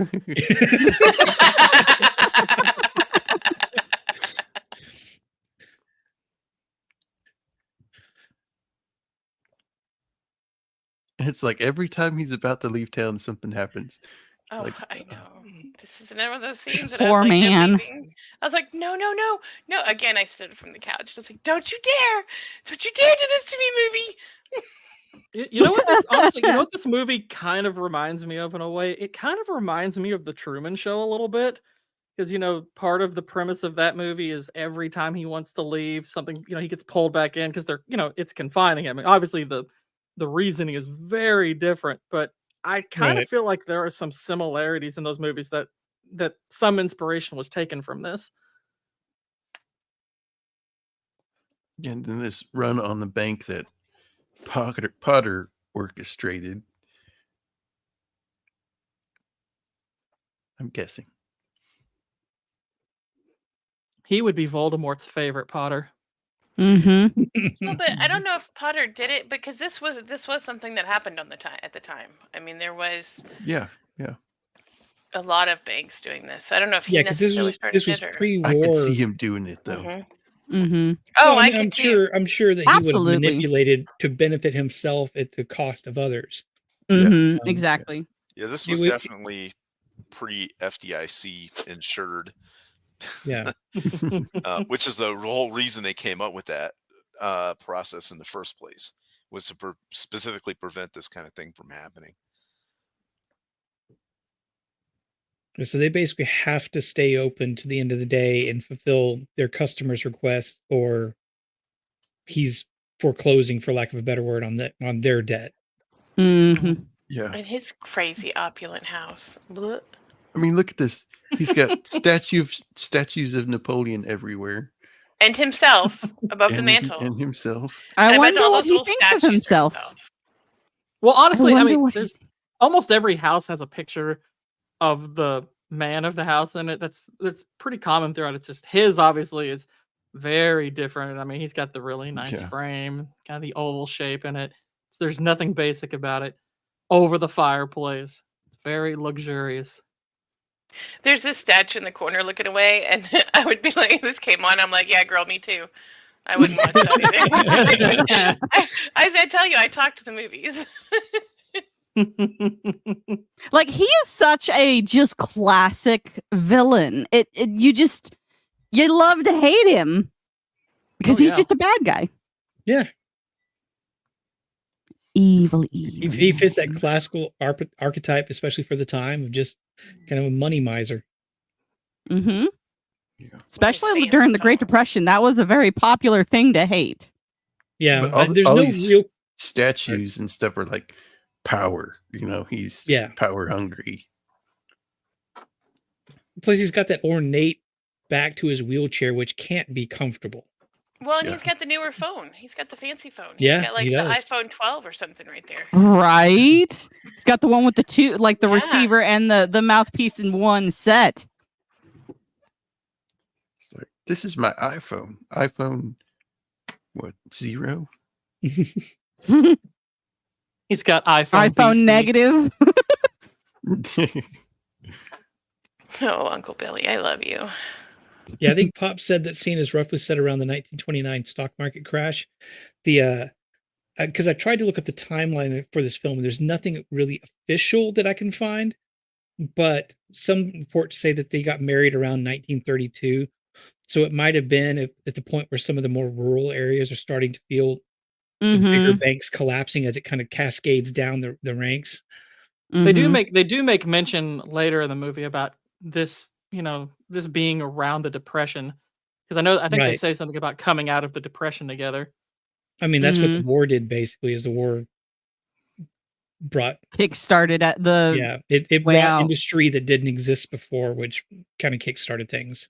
Mm-hmm. I like how he says here that, your money, your money's not back there in a vault. It's in so-and-so's house. And they think their money's in this building and loan, but it's, it's helping other people too. Yeah, that's a big thing that people don't understand about banks. Like, banks do not have a lot of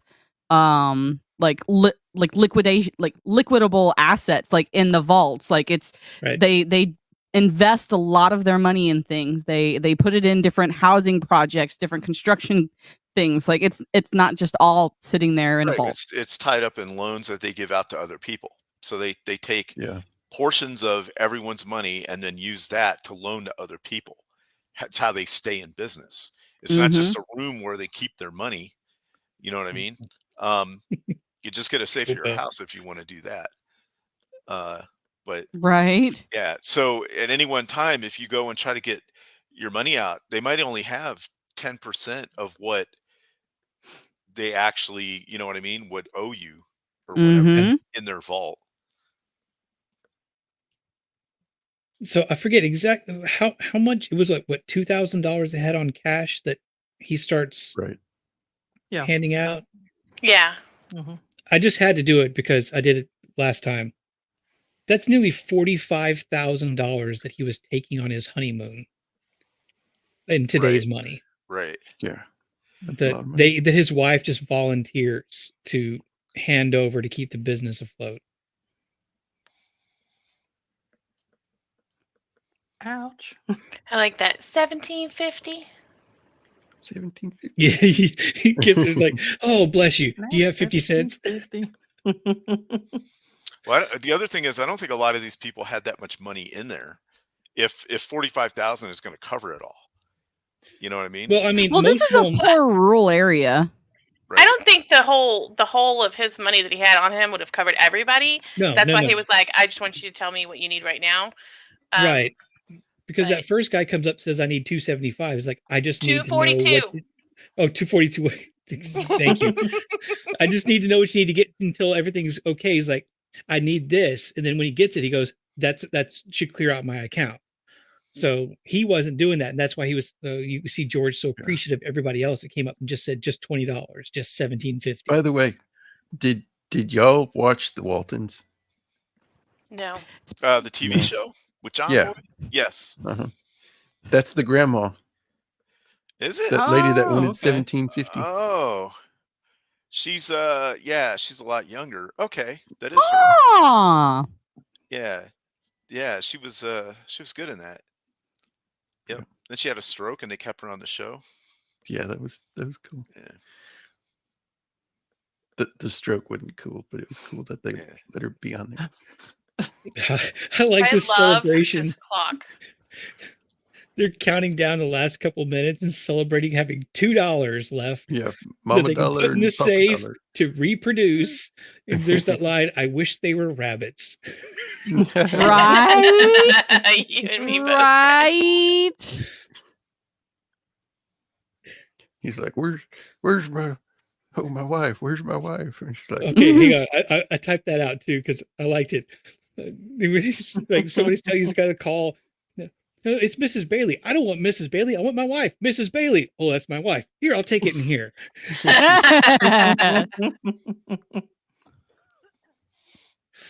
He's like, come home. He's like, home? Where's home? How great is this scene, really? I mean, my gosh. Like I said, I like this. total This is- keeper, ideal wife material.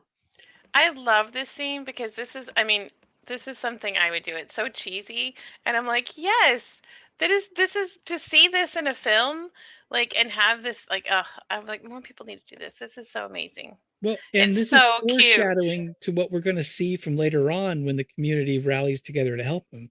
It's just at a smaller kind of need at the moment, where these other people that he probably barely thinks of come together to help him. And this is brilliant. The hat goes up. I love that part. He looks down at the tip hand and just tips water into it. Yeah.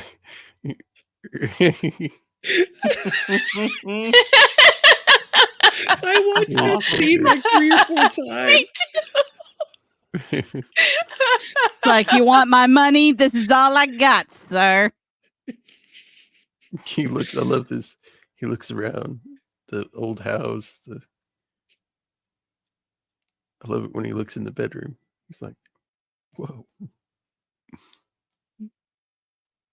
Oh. Double take. That's big enough for 2 people. Here, let me just help you with this. And she's Let me help you, you big dummy. old school cooking on the fireplace, y'all. Yeah. And the chicken is hooked up to the record player. The record player. Awesome. Brilliant. It's funny because like he's had his sights set away, all of his life. So it's funny, these little moments where he seems surprised of what's even, in his midst. Yeah. Also, the guys putting up posters outside.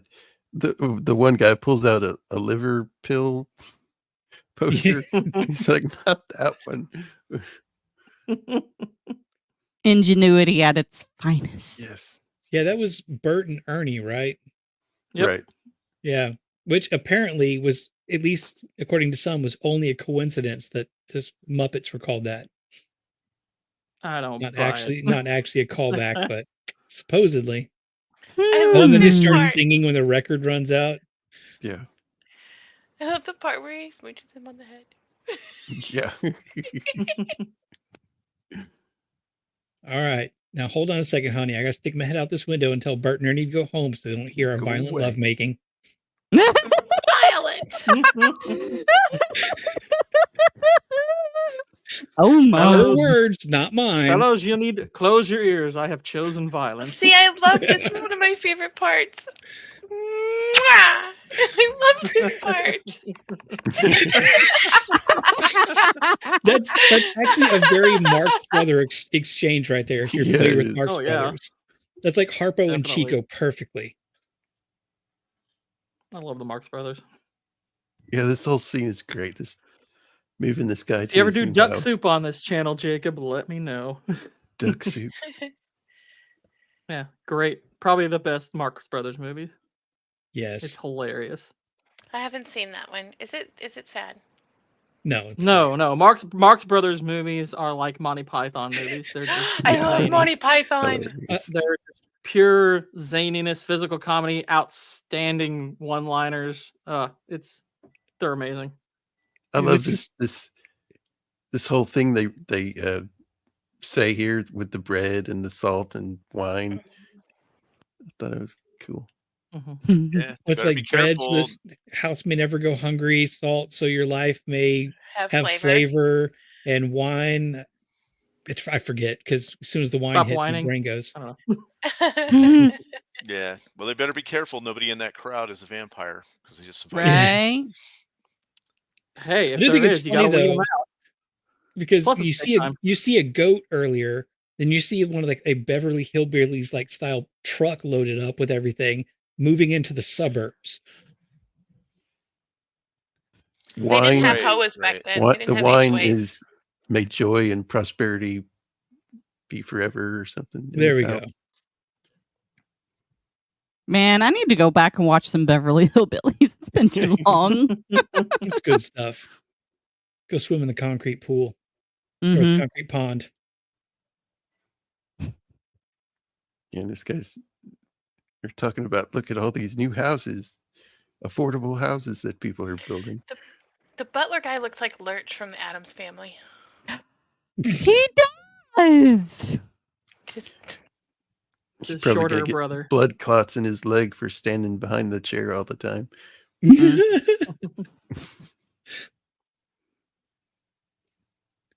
I had a thought, but I won't go there because it's going to derail us even further.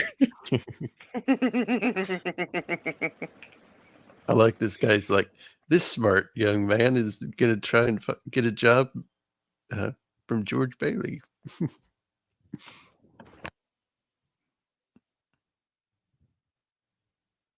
Then this dude shows up. Hee haw.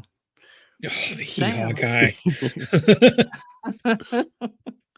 It's the only character I don't really like. It's like he's not a bad guy. It's just he's really annoying. You're like, oh my gosh, this is the one. This is the guy who Mary's mother wanted her to be with. Yeah. Oh no. It's like, oh gosh. He's basically Andy from The Office. Kind of, yeah. He Yeah. kind of is. Only successful. Hee haw. Yeah, good point.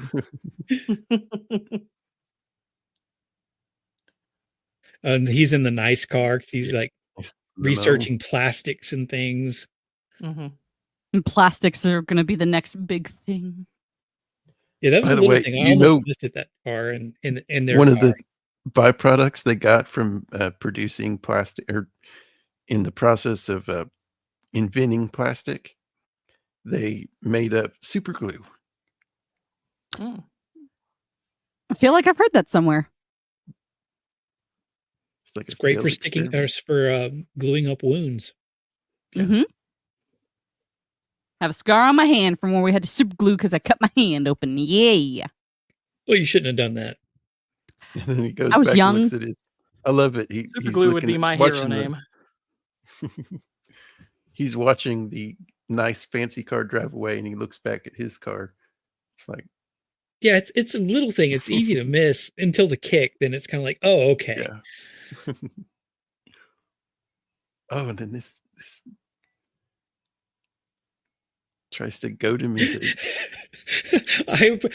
As a storytelling thing, as a negotiation thing, or an intimidation thing, I appreciate the undersized chair Mm-hmm. because it psychologically does put you at a disadvantage sitting in that versus the person the other thing, whether you know it or not. Mm-hmm. And at Jimmy So much- Stewart's and- height, that thing had to sit pretty low. Yeah, Right? true. Yeah, he's 6'3".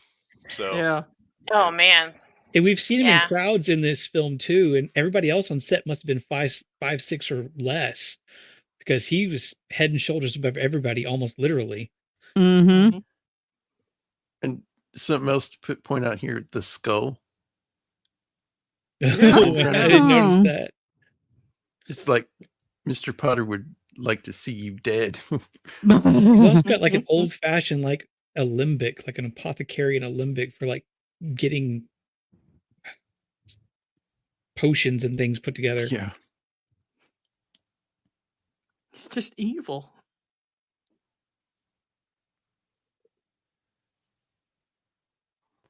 And he like promises him, I'll give you a job and you'll get trips to New York and maybe even to Europe. Yeah, he calls Okay, him out. hang He on. says you make like what, $40 a week? 45, which is a little Mm. over $1,000 today, which would be about $12,120 a year. And then he offers them, if anybody wants to chime in, I was gonna say he offers him $20,000 a year. So if you which looked up how much, is $448,250 a year. I would have quit that job. I would have quit that That other is job. such a raise. Such Sorry, an everyone offer. else. But it would have. I'm working for Potter. Sold his soul too, though. I am Mhm. crossing over to the dark side. And he probably would have fired George after they closed That is the true. building alone down Right. too, though. I mean, Well, he here's kind of the thing. picks up on the He fact had a that he just contract. He would have had to pay him some. I think contracts were a little more solid back then, so he probably would have gotten a good payout if he had tried to fire him. well, Oh, yeah, he would. but it does come down Fine to kind of print. like his It character would have that been a drop in the hat to him, though, right. a drop in the bucket to Potter. Mm-hmm. But he kind of But sees that if Potter he just wants to dies in take over that the 3 town. years, Ooh. Because as much gotta- as George has always wanted to get out of this town, he also appreciates that kind of small town Americana spirit. He doesn't want to see this one person sort of take over everything Mm-hmm. and monopolize it and turn it Because all into monopolies are profit. bad. bad. Yes, Well, I think Monopoly is the family splitting game. especially since Mhm. that bank run, like he heard what they tried to do as far as like buying it out 50 cents to the dollar and things like that. Mhm. Like I think he knows exactly what Potter's reasoning is, and that's why it's not just the small town Americana. He's like, I saw what you tried to do there, and I'm not gonna let you do it again. I love Mhm. this, though, when he shakes his hand. It's like It's like, oh, this is kind Yeah. of slimy.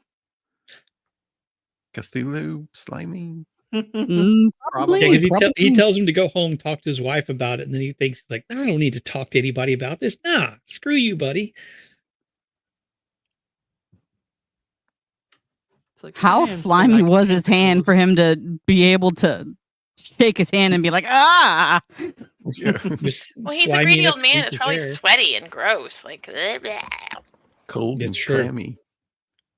Smells of Brill cream. Oh my god. I was drinking.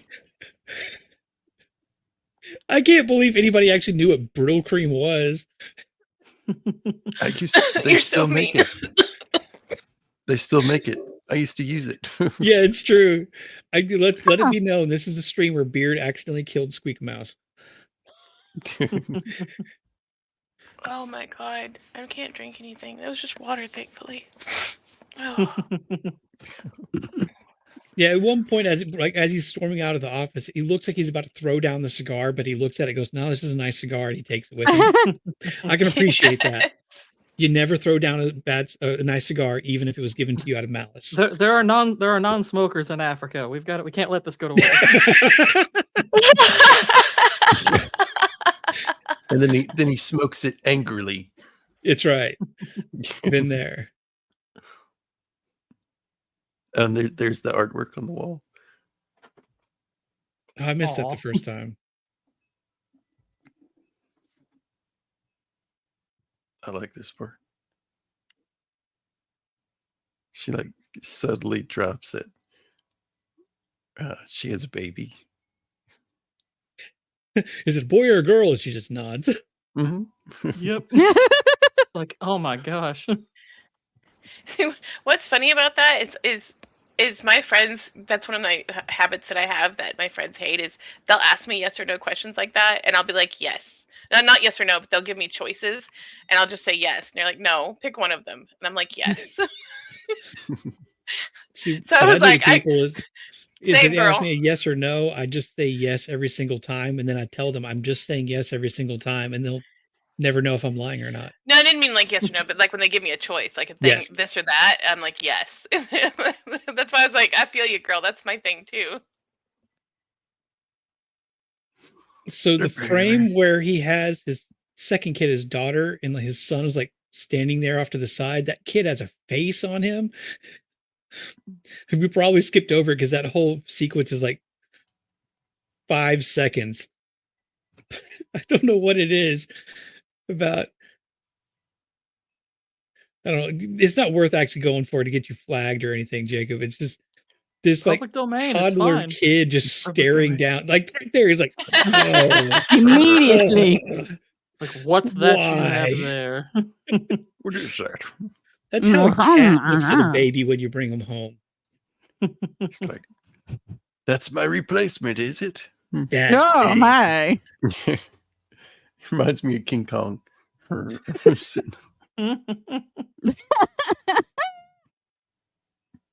I don't know why, but when I watched that kid's face just stuck out to be like, oh boy. Oh, this thing. I love that thing. It's a constant source of annoyance until it isn't. Mm-hmm. And there he is making plastic windows. Cockpit covers. Yeah.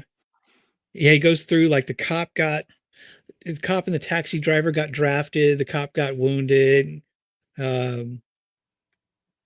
His brother got Yeah. drafted and was like a starfighter pilot, and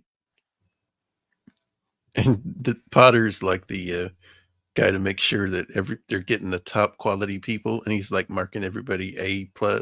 yeah, basically just sending everybody he can. Mm-hmm. Yeah. But George, because of his hearing, was basically marked defective. But he did his part. He rallied people, sold war bonds, and did the scrap scrapping. drives and rubber Did drives. his part. That's right. Do you want to know more? Would you like to know more? Yeah. Wasn't it that like annoying kid who was bugging Mary at the school, like right there? Isn't that him? That opened It up might the be. pool? I think it is. Hmm. Oh. I Yeah, don't that remember the looked like name, him. but That's I'm at pretty the sure it is. He took his key with him and opened up the bridge. that behind him. That's the bridge at Remagen, right Yeah. across the Rhine. So it's one of the last natural barriers to getting into Germany. Oh, okay. Yeah, it was a big battle for this bridge. The Americans trying to keep it open, and the Germans trying to keep it destroyed. They blew it, but it didn't go all the way. So the Americans were able to keep crossing it, and then it collapsed on its own. It killed a few people when it did that. So it took them a while to get it back up. But they kept sending like bombers after it, and then like frogmen trying to swim down down the river to blow it up. But they kept getting caught and killed. So, but anyway, yeah, it was a big battle.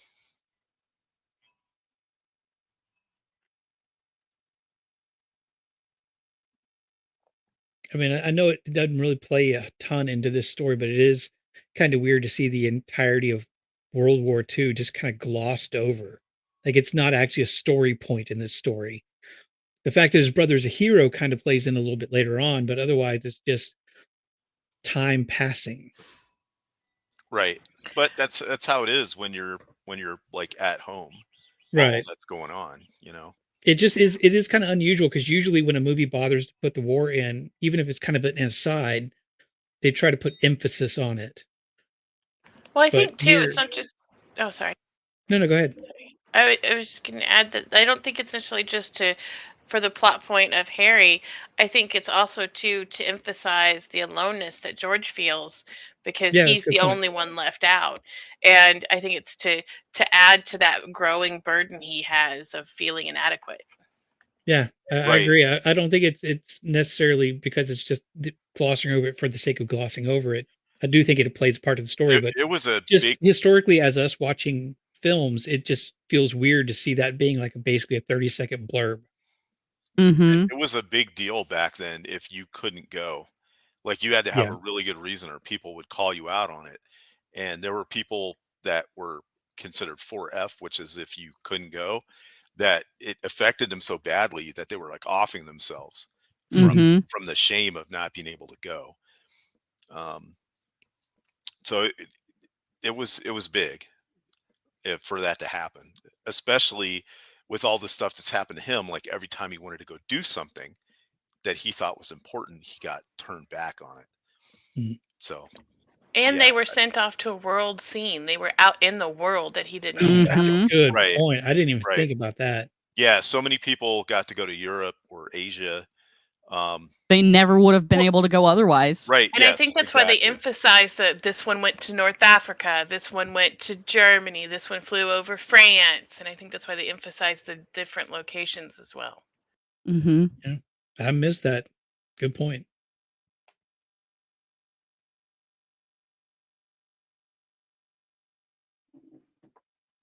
So this is what his brother's coming back, handing out papers, right?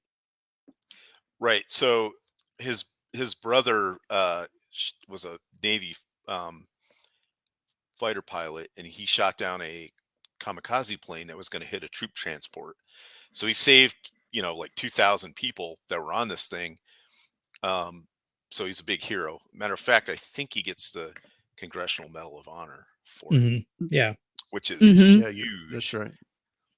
And of course, being a smaller town, everybody's studying up for his homecoming, and being a maybe this is not fair to the character, but a begrudgingly proud big brother. Well, because he, you know what I mean? He wanted to get out there and do everything. He couldn't, but he's still proud of his little brother. Mm-hmm. So he's going around handing out newspapers and bragging about it and talking on the phone and getting everything ready. Right in time to be ambushed by a financial investigator and to have his uncle lose $8,000. Yeah. Oh my God, this was the downfall, guys. I'm going to be muted the whole time because I'm going to cry again. I like to think Potter found out that he had the 8,000 and he got arrested. It's my one major beef with this movie, that you don't see him get his comeuppance, and he totally should have. I mean, I get it's something of a lengthy movie, but not I really not think they all should bad have people shown get that. their comeuppance. Yeah. Yeah. I mean, in that envelope that he's holding right there is today's equivalent of $180,000. And he just folds it into a newspaper. Yeah, that he's not. I would have been so afraid that was going to get stolen or something. Bro, I would have taped it to myself. Yeah. Me too. I It would would have have duct tape. Yeah. Mando's taped It's not leaving. like she's wearing a wire from the 70s.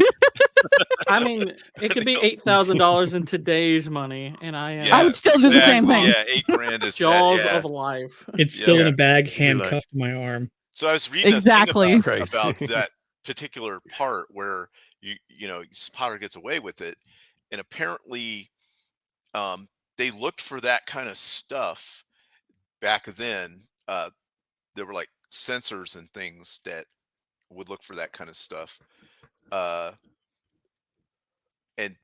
the fact that it made it through without them saying that it needed to be changed was kind of like a one-off. That the censors never noticed the villainous Mr. Potter got away with the robbery without being caught or punished in any way was like a big thing, because usually movies back then, they had to meet certain standards and certain things could happen. Like you could never show somebody crime paying off. Right. So, yeah. Wow. Okay. So this is one of those scenes where, so here's how Squeak reacts to movies. So this happens and he takes the money and then Potter's opening up and is saying, I was working on some paperwork, threw my paperwork to the floor, jumped up off the couch, was like, you better stomped up to the TV, you better give that back right now. Don't make me come in that TV. I mean, I know it's useless, but just to give y'all a laugh, that's exactly how I reacted to that scene. I'm like, I had to pause it. I had to text my friend, they took the money. You better give it back. The money. Tell me if he gives it back.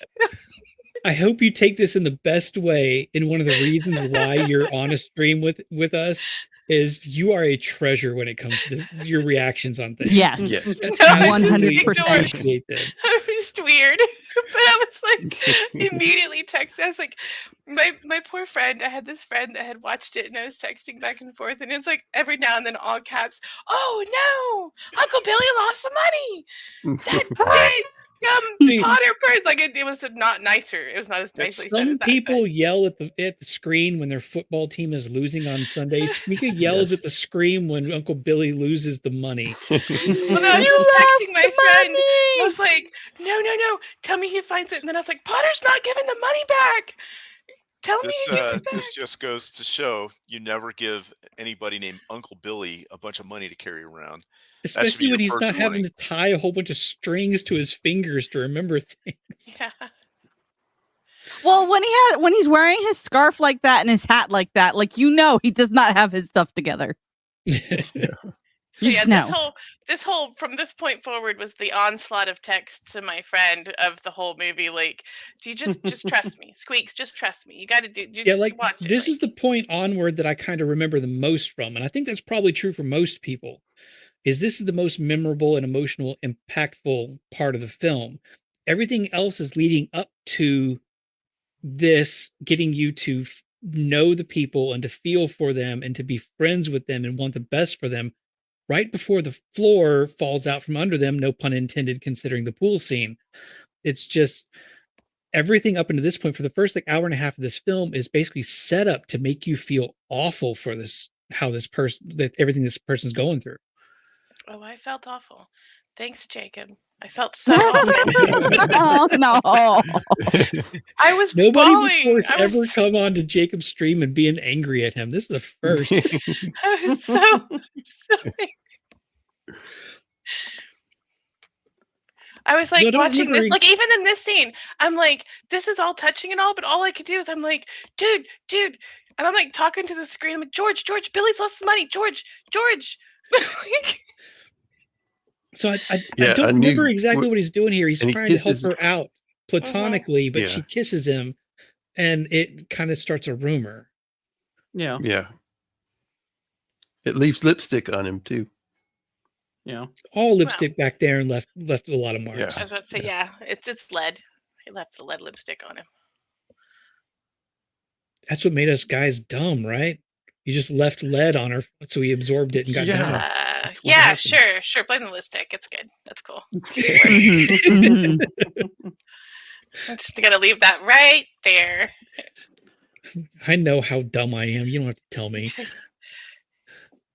Maybe it's Maybelline. Fine. Maybe it's adultery. We don't know. Oh, this scene is rough too. He gets so angry at him. Yes, he does. And poor Billy with his little, oh my god, his little squirrel comforts him. I can't, hold on your back. He's got his like hamster in the background. He's got parakeets and birds. Is The little that squirrel. it looks like Owl? what's his name from Gremlins? The Mogwai? The Mugwai. He's got a Mugwai Gizmo? sitting here. Gizmo. And an owl. He's got an owl. Yeah, that owl is stuffed. I don't care what you say. No, I Who? think I saw it. Its head moved though, doesn't it? Oh, And the the squirrel. emotional support squirrel. He's like, it's okay. It's okay. Oh, that's not a mogwai down there. That's a dog. My guy. The my dog. It's a guy. dogwai. Yeah, I think it's a Yorkshire Terrier. I need a comfort rodent. This is my comfort squirrel. I do like that the squirrel was like right up on him and he's like, it's okay, fam. Wait, It's all right. is this a monkey up here for you? Oh, and then it gets rougher, Jacob. Oh, Look, it is. It's a monkey. There's a monkey up here.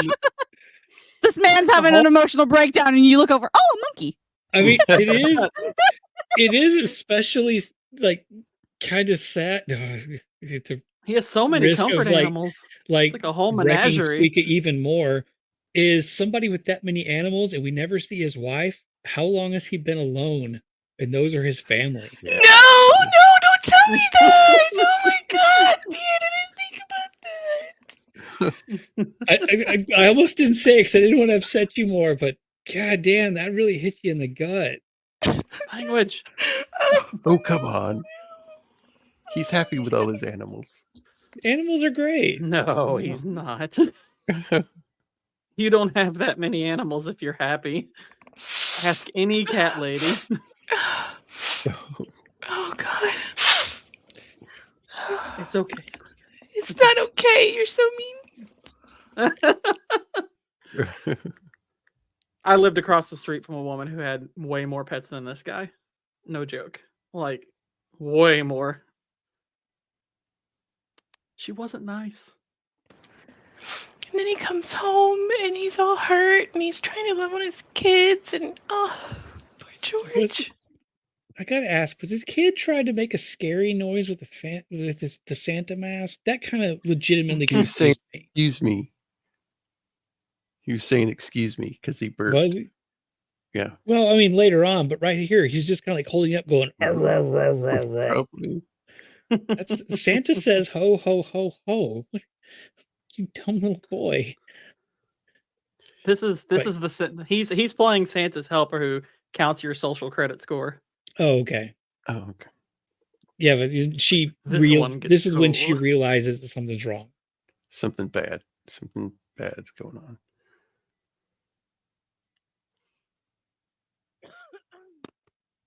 I just want to point out all of the tinsel on the tree. Like, that's so old school. All of Mhm. this. It I mean, is. I remember doing that when I was little. Like, all the tinsel covering the whole thing.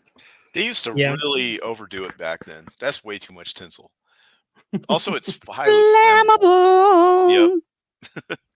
I just remember me and my brother trying to help put it on the tree, and we got, not really scolded, but instructed not to put it on in giant clumps.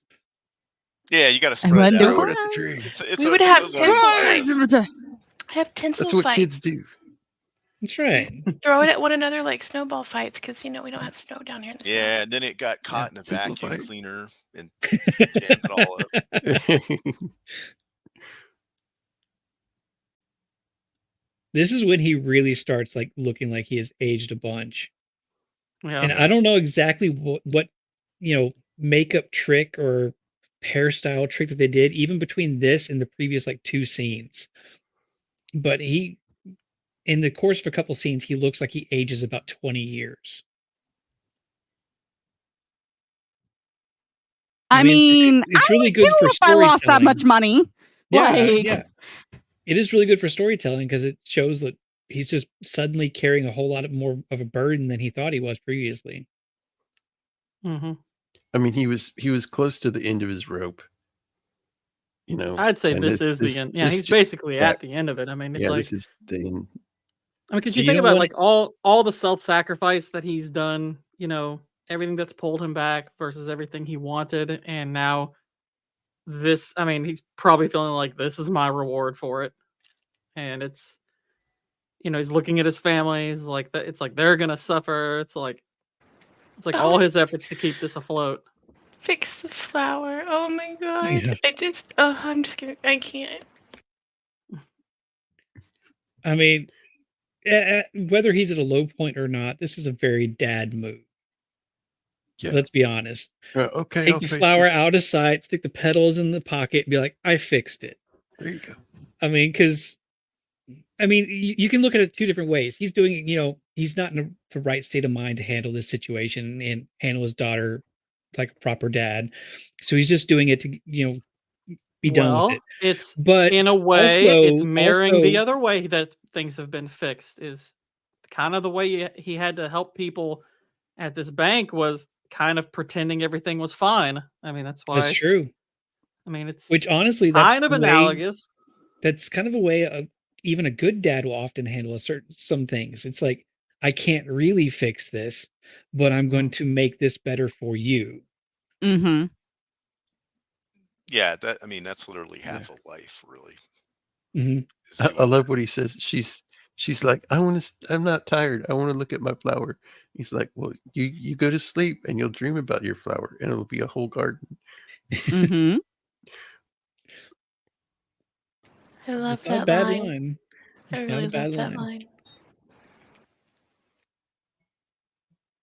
Oh, and then the They've teacher even got little flowers above her bed, so she really likes flowers.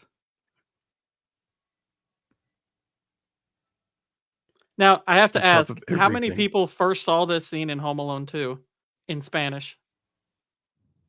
Oh, I haven't seen Home Alone, so not me. Well, there's a scene in Home Alone 2 where his family, they're all in Florida for Christmas, and it's raining really hard, and they're in their hotel, and they're watching It's a Wonderful Life, and it's playing this scene, but it's all in Spanish. And it's really funny. And that was the first time I saw this scene. I was like, oh, what is this?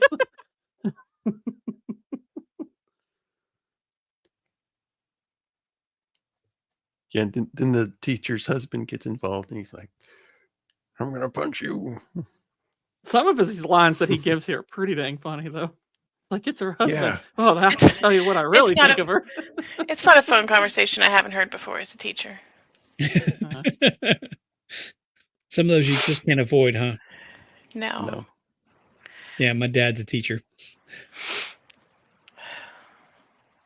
Sorry for crying on your stream, Yeah. Jacob. It's okay. Oh, You have a heart. It's okay. I don't really. Don't tell anybody that. I I hide cry my every time emotions I with watch this laughter and movie. alcohol. So So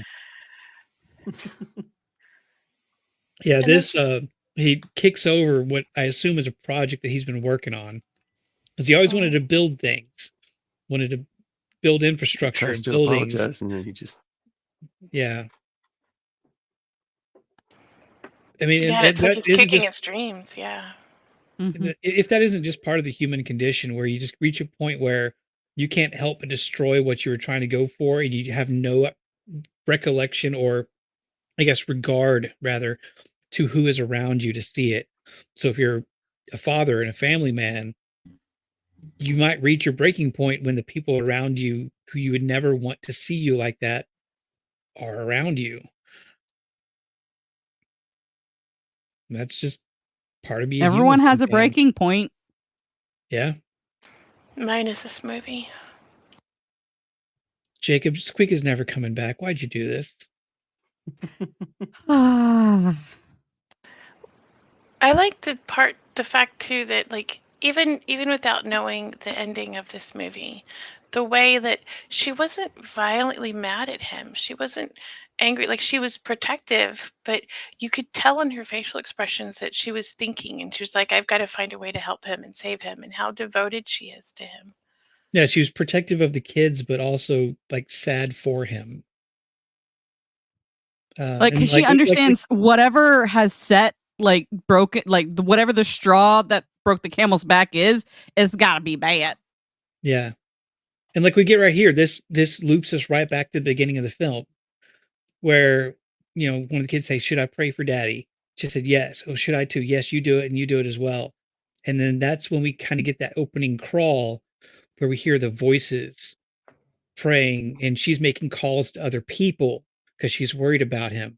So everybody out there is kind of reaching out to him or praying for him, and that brings us right back to that first moment in the movie. Mm-hmm. Oh man, it's coming. I know it's coming, and I can't handle it. The bridge, the bridge. Jacob's having to battle some raccoons. The raccoons have returned. We're gonna have to vamp for a moment. Speaking of raccoons, Jacob and I are working on a project. Oh, are you? What now? Is that Yes. the NDA? No, that's not the NDA. the raccoons. Oh, okay. I won't say anything else then if you're back. I was going to talk about the raccoon project. Oh, that's okay. Well, the best part is I even messaged Jacob at this point and was like, "Is he gonna die? I can't keep watching this." I was like, "Is this gonna happen? Is he dying? I can't do this." I paused it and I was like, I can't watch this if he dies."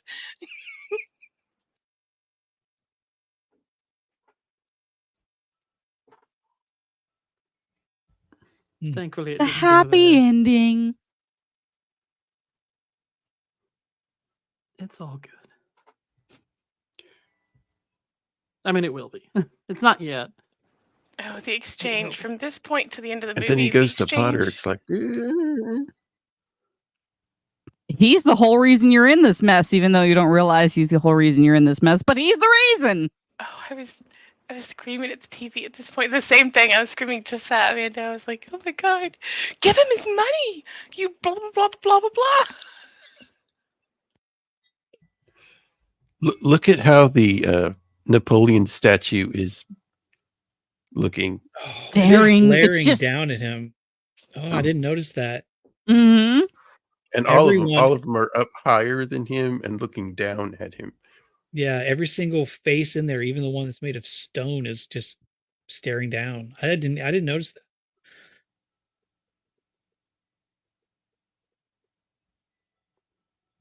Yeah, this is where you really hate Potter the most. My gosh. Just rubbing it in the whole time where it's like And he's he's like, kind of you're he's worth more causing this in dead a than lot. you are alive. It's like, oh, Hmm. so mean. You thief.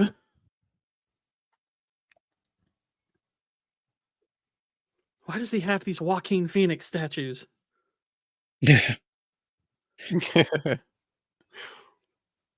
Yeah, see this, you can't tell in this version, but when he is, I guess not now, but later on in his car, it is very clearly just soapy foam instead of snow in the higher resolution version. It worked in the Yeah. original because it's not nearly as noticeable.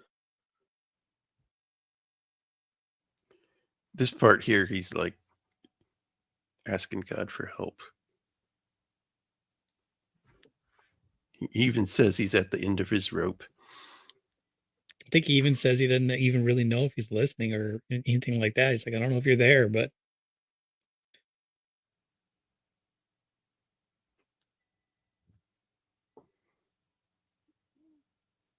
It's like he was listening. if He nobody said, "Get listened, some help." if there was nobody out there to listen to prayers from people in a bar at the end of the rope, we would have all been doomed long ago. And this part, I used to bartend, Yeah. and I would get people like this all the time. And I've had clients like this. I know what it's like. I just, I'm telling you, man, cry fast from here on out. Yeah. Can't see really Squeak as a bartender.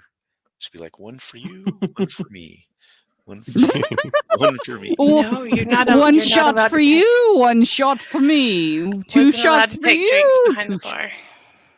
It's you lose your Yeah. TABC license if you do that. Yeah. Still be fun though.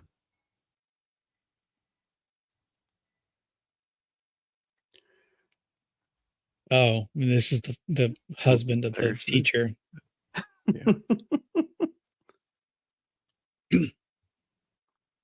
I'm just like, oh sure, this guy gets justice for George insulting his wife, but nope, we gotta let Mr. Potter get away with it. See, and Come this is a really good like storytelling point because that character didn't really need to be there. No. Being there didn't change anything, but it gave us the point later on that now we have a bloody lip as reference for his before and his after. Well, it also cemented the fact that even at his lowest, and when George does something that is uncharacteristic of himself, like he's always getting his dues, even no matter what he's done. So this adds to the fact that no matter what he's done, he's going to get punished, period. Whereas you see characters like Potter who don't get punished. And so this just cements in your brain how unfair things are for George and how he must be feeling. Very much, Yeah. yes. Mm-hmm. Yeah. You know, I know you've said previously, and I mean this with absolutely no jest, no jokes at all. You bring a lot more to this than you think because you're bringing Yes. up stuff that I have not thought of. Oh yeah, Yeah. you're a natural at this. Yes.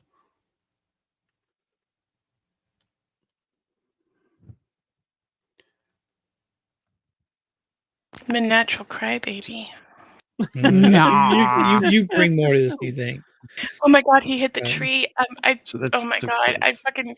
Oh, sorry, I dropped the remote so bad. Like I almost broke it because I thought he was dead. And oh, this poor got me, y'all. I mean, in the fact that he has his lights off, so he's Yes. obviously not. He's not thinking whether he's drunk or just emotionally impaired. Regardless, I mean, he's not. we And saw he had him the just. life insurance policy and everything, and I was like, oh my god, I'm telling you, Yeah. man, I just Jacob. Well, it also I mean, goes like that's older what his movies intention actually make you is. feel things. Yeah. This is what his intention was, though. You know, to do this, and then Clarence, you know, jumps in to make him jump in to save him. I jumped in to save you. I love that. I love Yeah. that. Which that explanation works. It's not he jumped in to save him from the water. He jumped in to save him for himself. So, I mean, it's very clear, but it's still just. I love how it works both directions. You know how cold that water would be? Oh yeah. Oh yeah. Yeah. It is a little funny that you can see it's kind of soapy. So Yeah. we brought up And earlier these are that like the pieces of plastic. floating. Yeah. So when they showed the river the first time, that's when I started messaging like Jacob and my friend, like, if he dies, I'm done. I'm done with this movie right here. Like, I'm like, spoil it for me. And nobody would.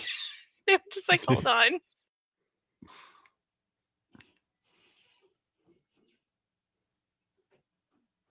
Yeah, America says hypothermia would set in a matter of minutes. And I think that's why it's a good story point to have kind of a bridge watchman. He's got a change belt, so I assume it's a toll bridge or something like that. So somebody present that would have been there the entire time to provide them with a warm spot. It's good thinking as far as world building. And Clarence has like this old timey robe from like the. I love that part. He's like, I don't have fancy undergarments or underwear. My wife bought me these. I died in them. This guy's like, what?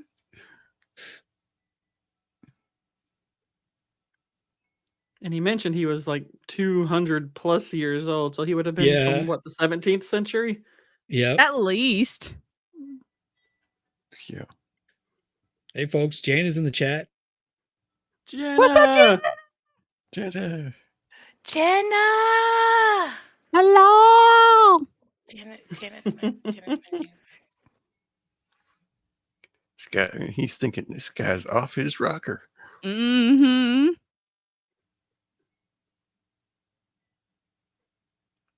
Or he might just be thinking, can you get on the other side of this line? We're seeing all this. Brought you here to. I know you don't have your wings, but everything else is there. Right. And Tom Sawyer. He brought his book with him. That made me happy.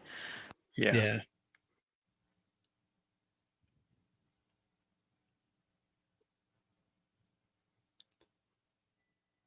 This guy. He fell out of his chair. Get it, cat. He's like, nope, I'm out.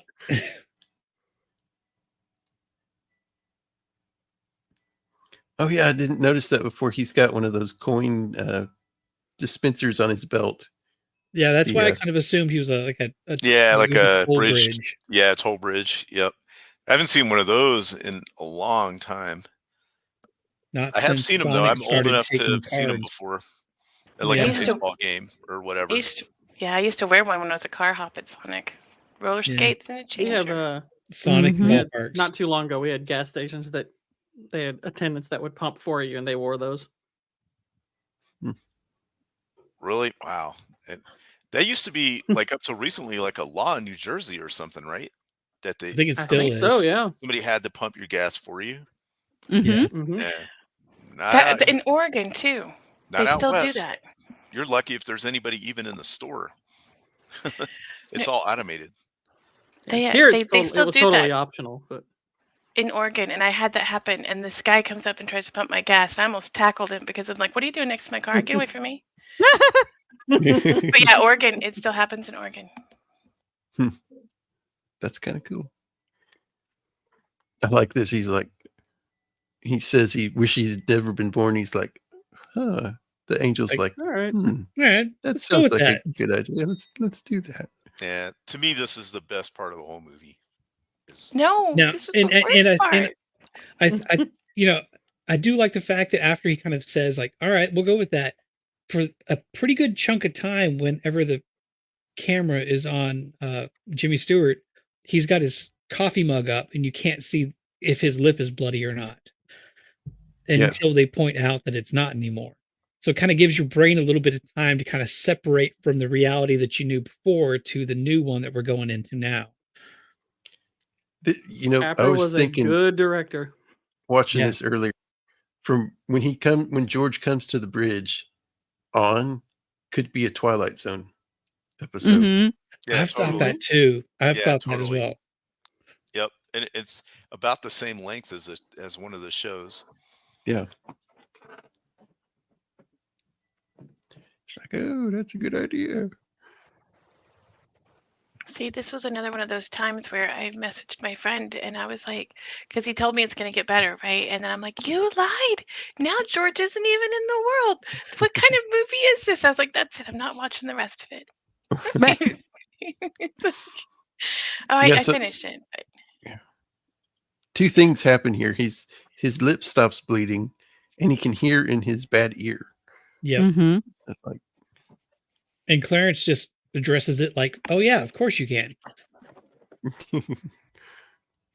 Like it's nothing. And then he's like, "Oh, it must have been that dip in that cold water." All right. Is that a home remedy we don't know about? Yeah, hypothermia. If that'll clear up my tinnitus, I'll jump in a river right now. Right.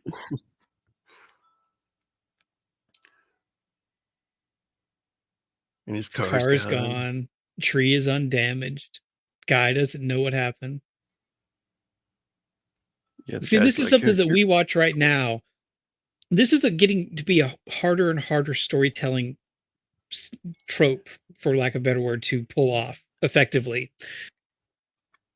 Because right now, we've seen this. We've seen this kind of thing done in all sorts of different storytelling mediums. So over time, it kind of loses the impact that it had originally. But if you put yourself in the mind of somebody from like the 40s or 50s, where if you were to try to comprehend a world where you never existed, that is difficult to wrap your head around. It also makes me think of, times in your life that some big thing happened that you wished never had happened, but it would change what you are. Mm-hmm. It It would who you change are everything. today.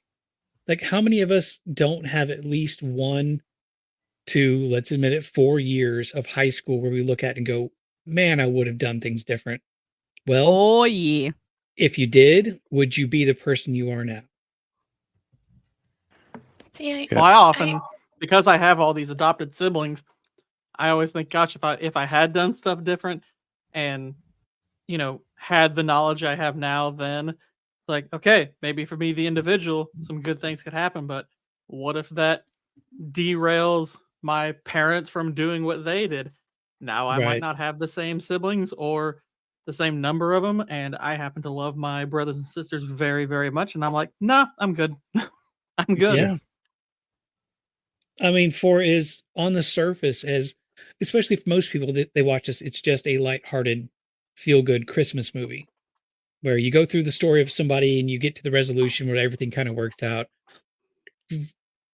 I hadn't watched, like I said previously, I don't think I'd ever watched this thing entirely in one sitting. And the parts I had seen, I didn't really pay much attention to because I'm not much of a movie guy. This hit me, and it made me kind of think about things, and like my place in the world and things I've done or things I wish I had done different. Well, I think this movie hits different the older you get. Like if you see this when you're 15 or 20, you're like, whatever, you know.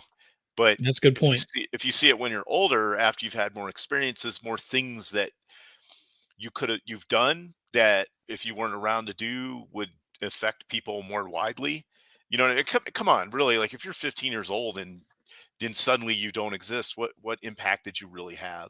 You could have had some, but it's not the same as if you were like 70 and had the same thought.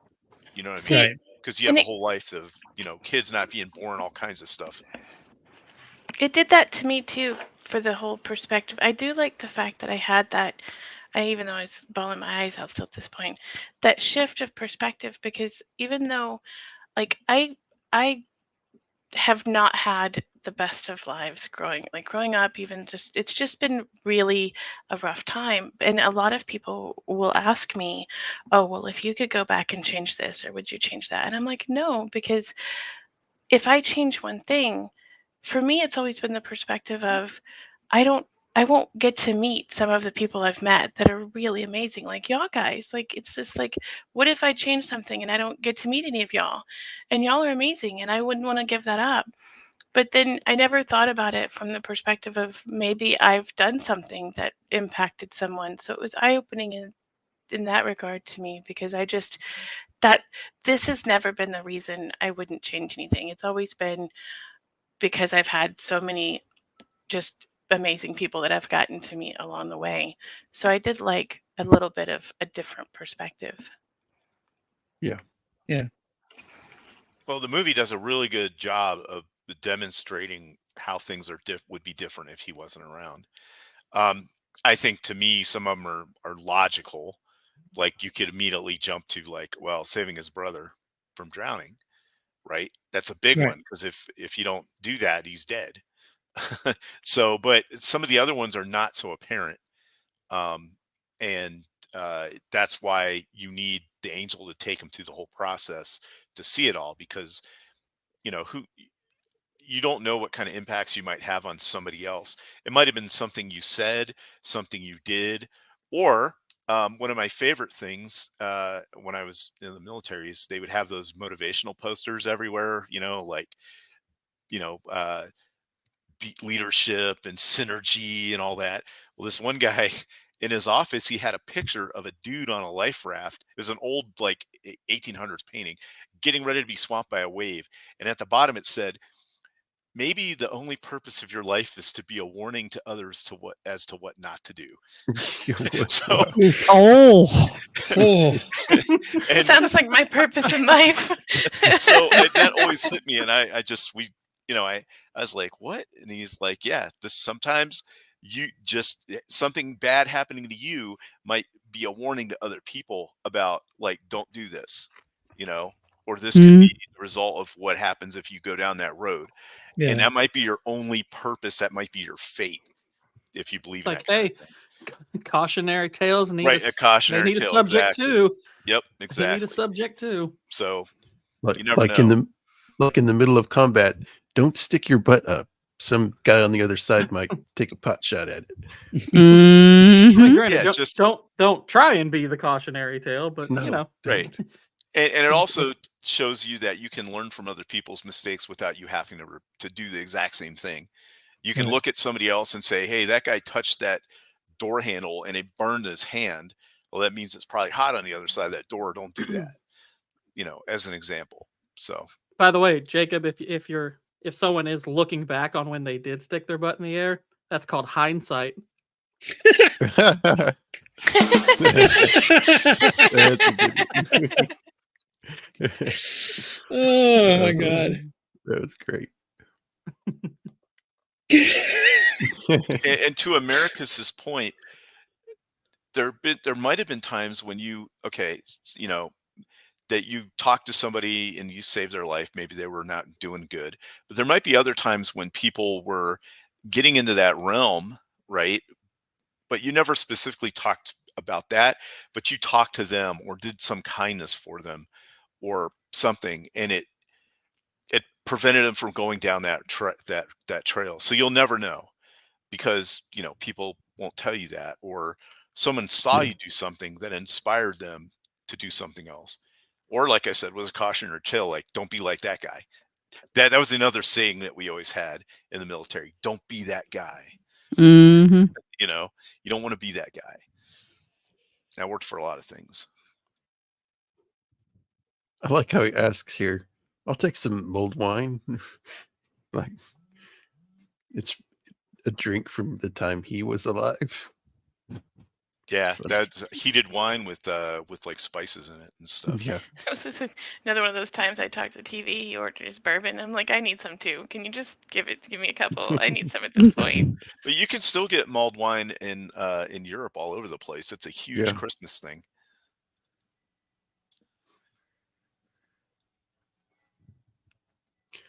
This is his first, like Oh, punch in the the guy. gut Oh. of the he wasn't there at the drugstore to stop him from sending poisoned pills out.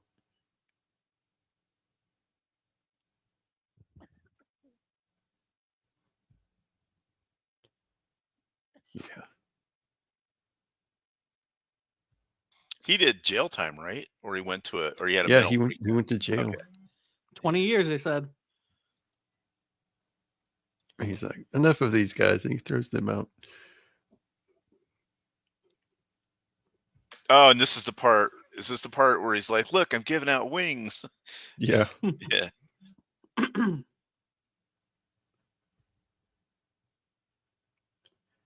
He notices the sign is different.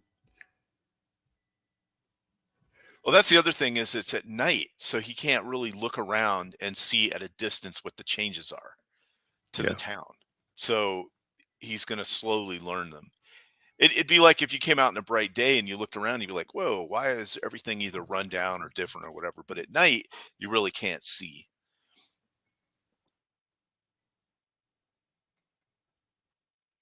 And then he runs down Main Street and sees it's what is it?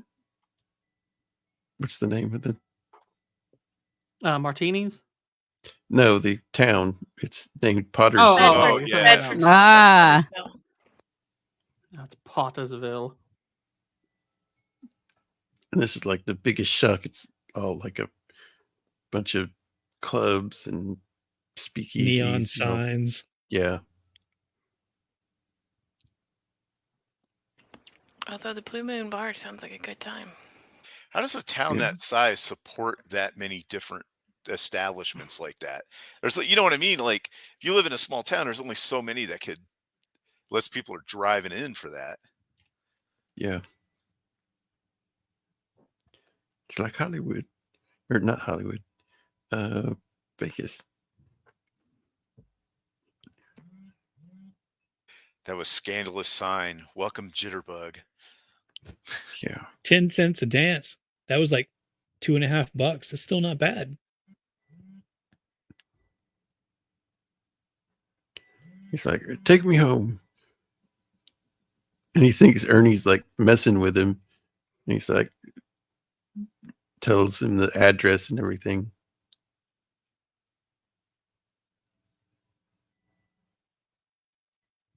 And then he signals for the cop to follow him. They even added some strip clubs here. It's like, my gosh, Yeah. Potter, what the heck? Vex! Gorgeous. Vex, this is a family channel. Sensational strip. Yeah. Oh my gosh. Oh my gosh, Vex. Oh. I'm not putting that up. Nope. This, she just vexually harassed us. She did.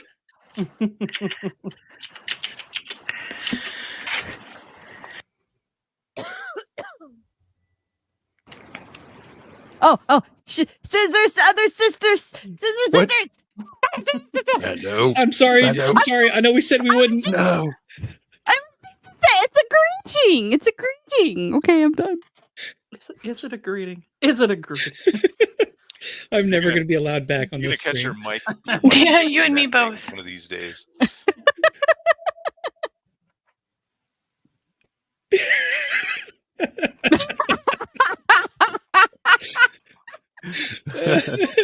Oh.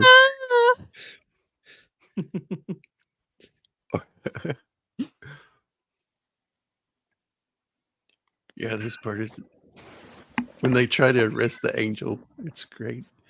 He just disappears. I just like that he bites first. Yeah. It's like, have you ever seen Touched by an Angel?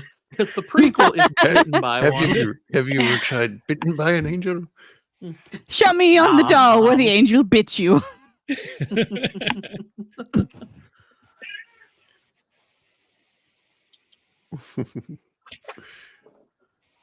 Got an angel bite. Ah. It burns. This is a pretty good. I mean, it's a very simple effect. He obviously was positioned where he could easily slide out from underneath him without having to change his position, but they edited it together really well. Oh yeah. I mean, with the hands kind of, you can see the crossfade between the hands grasping and everything like that, but unless you're looking for it, it's not very noticeable at all. And honestly, I like this style of doing that kind of an effect. I think a lot of times, like if you do it in the modern day, you have to have some kind of like popping noise or something like that. I kind of like it better without. I think that it's really well done there. Yeah, well, I mean, even just the visual crossfade is a lot better, I think, than doing your hands and freeze and just hope that they get the timing right to start the motion again without it being this awkward pause for like 2 frames or something like that. Mm-hmm. It was This guy's like, nominated for Best Film Editing, Best Sound Recording, and Technical Achievements Awards, which it won an Oscar for. Okay. for the development of a new method of simulating falling snow on motion picture sets. Oh wow. Yeah. Soap foam. Something about this actress. She played a mother a lot in movies, and she could never have kids in real life. Oh. What? But Thanks. Thanks for that. it made her Hey, happy why though. would you It do made that her to happy. Squeaka? It made her happy though to be able to portray that. Okay. So it So she wasn't got to it be wasn't a movie bad mom. thing to her. Okay, I forgive She you. saw the Just good this in once. it. It's like what's her face that was that played Kevin McAllister's mom. She and Mac have stayed in touch. Oh, Catherine O'Hara. Yeah, yeah. Oh yeah. They've stayed in touch since then and have a good relationship. Okay. I don't know if you saw, there was that clip of he just got his star on the Walk of Fame, I guess somewhat recently, and Oh yeah. Macaulay Yeah. she's Culkin. one of the speakers at it. It was sweet. I never got around to watching her speech, but I've heard nothing but good things. He still got his Oh, and book. then he goes here with the cemetery. Oh, God, my hair is so cute. It's okay. I mean, You know it's good when it in the end. It's good in the end. all the little Mhm. things, and this is something that kind of like my brain that really likes sci-fi and time travel and changing and alternate histories and things and what kind of effects people have on history. I kind of like that kind of analytical thought process, but there's also the emotional thing of he didn't save his brother, who didn't save a troop transport or any of the other people that he saved while shooting down enemy pilots. So Right. he's already dealt with all these he's dealing at least with all these kind of in town little things that maybe he has had an effect on.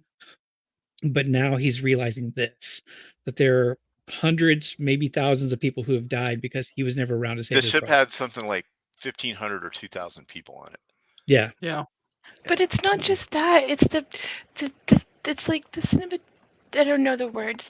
The coolness of the movie, showing the fact that where he built houses, where he knew he provided lives and livelihood, there's a cemetery. Like how devastating is that to go to a Yeah. place where you Yeah. built lives and there's just oh God, there's just dead people. Like that's gotta be crushing.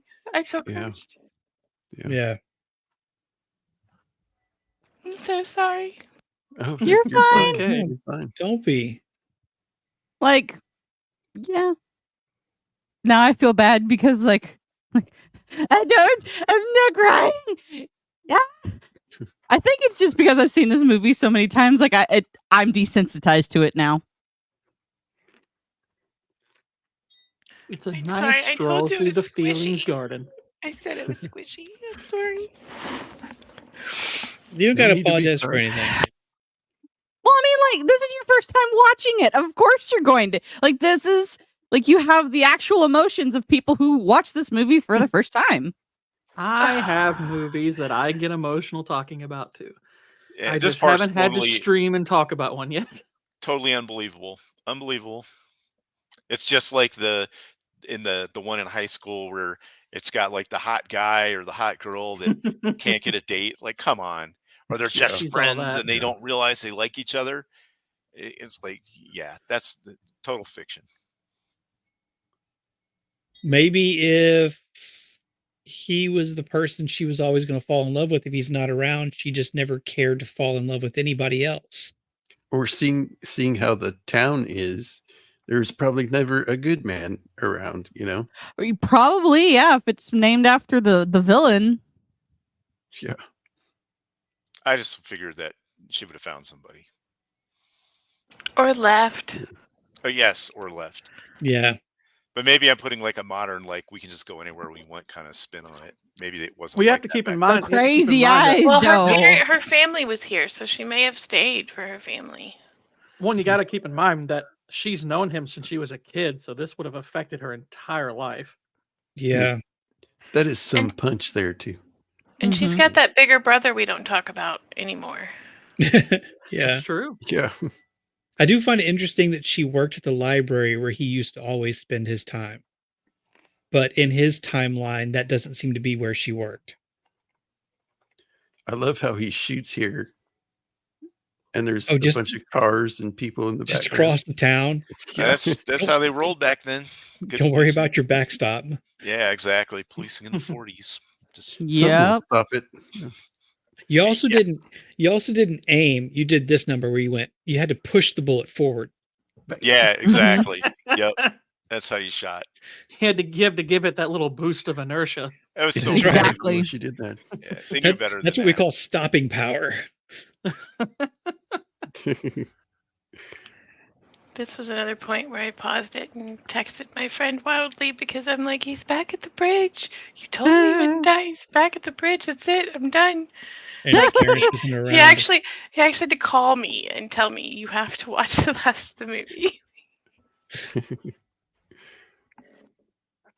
I mean, because if everything to this point has hit you hard, I can definitely understand. When you get here, Clarence is gone, and he seems to have absolutely nothing left.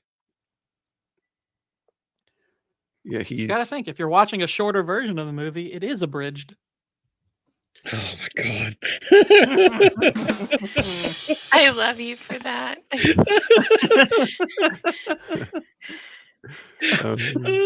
Don't mistake when I said, "Oh my god," I love groan-inducing puns.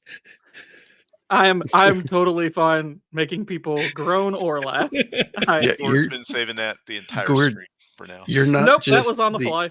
You're not just the Gourd King, you're the pun king. It's true. I'm not a pumpkin, I'm a punkin.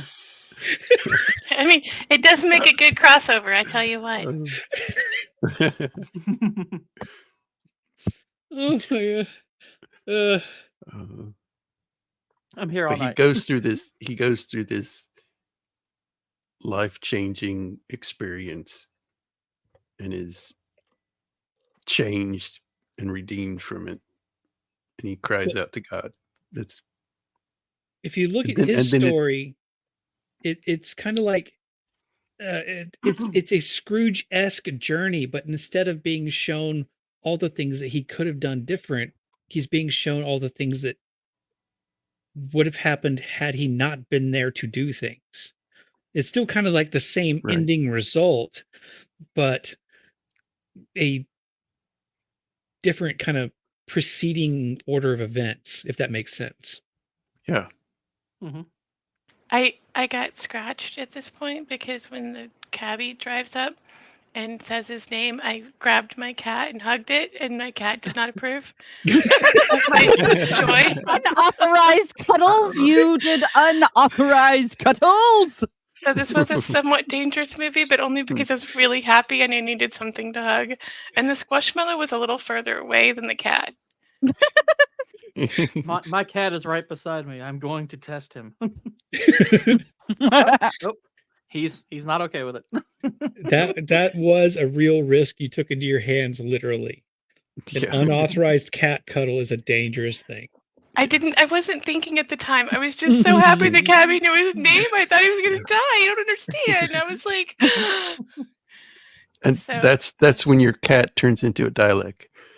You know, exterminate. Exterminate. Exterminate. Exterminate. you Exterminate. know, she just did her little duck quack squeak thing and jumped out of my hand. Yep, She Mine just said chirps. human no and left. yes. It was a polite no. I mean, I think this is a really, really good way to whether or not you can kind of leave this up. Did he hallucinate it? Did it actually happen? Was it a vision sent from God or something like that? Regardless, we don't get necessarily that resolution except for maybe the book at the end, because the cop just comes up and says his name. So was he just standing there this entire time having his crisis of faith, considering jumping off? Or did he I have think to go that's what through they want you to everything? think for these next few minutes. I think the Yeah. book is meant to say he didn't imagine it, Right. but I love, do like that what- it's ambiguous, at least for a moment. yeah, I do appreciate the ambiguity that starts this to him just being awash with new life. I mean, it's like he's reborn. It's really a beautiful scene. And I mean, I guess technically later on, there is nothing to say that somebody in that big crowd didn't put that book down like they handed a pocket watch to him. Yeah. Yeah. But it That's has a note in big it. shrug. Oh, yeah. That's true. It's Forgot like, my about the lips note. bleeding. My lips bleeding. It's like Zuzu's petals. This I'm whole sure the scene cop's here like, going oh through my the street- gosh, he had a mental break.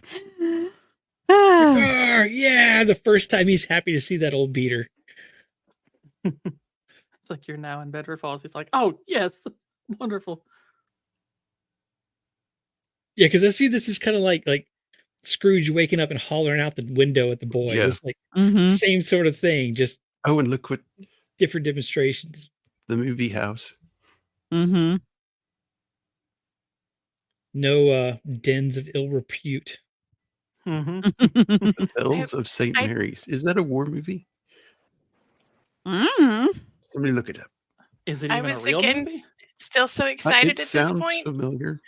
I was saying Merry Christmas, like to all of these things. I was like yelling out the names, and it's the movie theater. You look so beautiful. Yeah, I was yelling. It's a movie. And it It wouldn't wouldn't have been a 1945. movie. Yeah, it's 1945. Yeah. It's a musical Ingrid comedy Bergman, drama. Bing Crosby. Oh, okay. Mhm. Neat. I was like, "There's the wreath He he was even- supposed to take home." The man that doesn't deserve it. He's like, Merry Christmas. Yeah, I He's didn't like, say I Merry didn't Christmas die,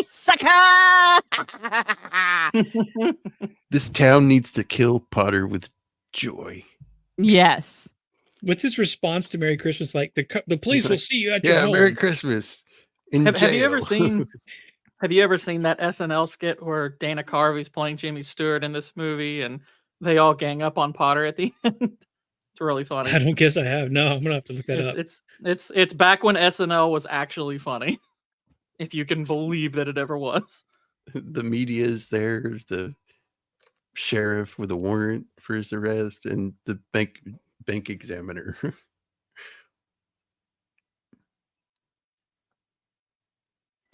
And I love this. He goes up the stairs kids. and grabs that thing, and he's so Yeah, excited he just he And he kisses it. kisses the steering wheel. Yes, Oh yes, I love it. this part. Great. It's one of my favorite parts of the film. Yes, same here. I was like, yes, the stairs. It's like his house has personality, and he loves it for it now. Later, Americus. No. See you. This is the part that gets me Dramaticus. every time. Yeah. This whole ending scene, just laughing and crying at the same time. I was bawling like a baby. He's got all his kids on him, and then he's there with his wife, and she's so happy, and he's happy, and And his daughter. And they're When- just it's when ignoring. when he starts getting overwhelmed by everyone giving is where I was like, okay, I'm feeling the moisture on the face. but I feel this scene because like this is like when people give me things, I'm a horrible receiver, and I just don't Self-same. like. And I'm like, why are you doing this? Like, what is going on here? And just like, and I felt that, and I'm like, oh, I get you, friend, I get you.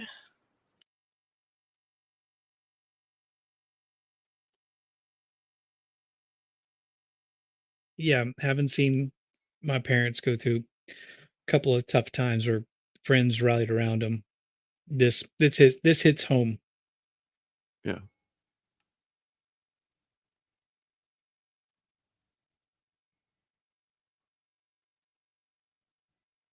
And it's really great. What's really great is like he's just happy to be alive at this point, and this is kind of just icing on the cake. It's almost like this is, in being watched over by God, this is the lesson he needed to learn, and now he's being rewarded. Yeah. I like that. And I busted the jukebox. I busted the jukebox.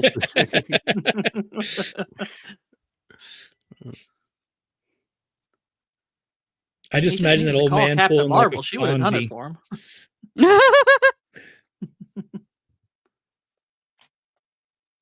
Yeah, but a man would have had to have told her to smile first.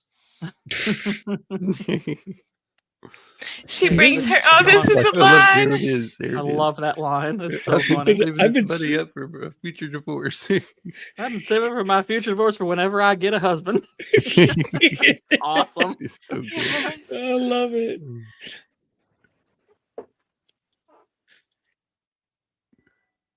See, that's the face I make too. That's the face I was making while watching this, but I love this guy too. He gives the little girl his watch.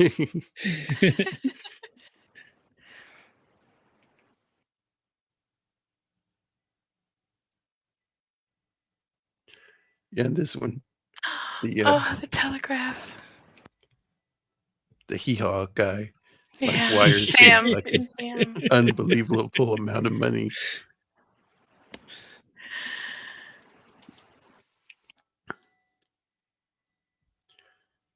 Why did he have I to can't end up being remember a how much good was guy? it. I know the amount needed to Yeah. cover was 8,000. I 20 don't remember. 25,000. Yeah. Oh yeah, the loan they were willing to give. Yeah, 25,000. That's what's on the telegraph is 25,000. I remember Wow. things when I'm emotionally charged. Yeah, $25,000, which is a lot No back small then. amount. Oh, that's Yeah, Well, that's he that's said more than half a 20,000 was million like dollars. almost. Yeah, he said 20,000 was almost $500,000. So 25 definitely is over that amount. That's probably. I didn't write that down, but that's Probably probably close to 600. Yeah. Yeah.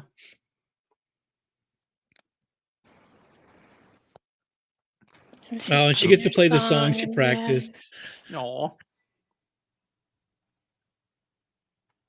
and then some stagehand awkwardly shakes the tree. Yeah.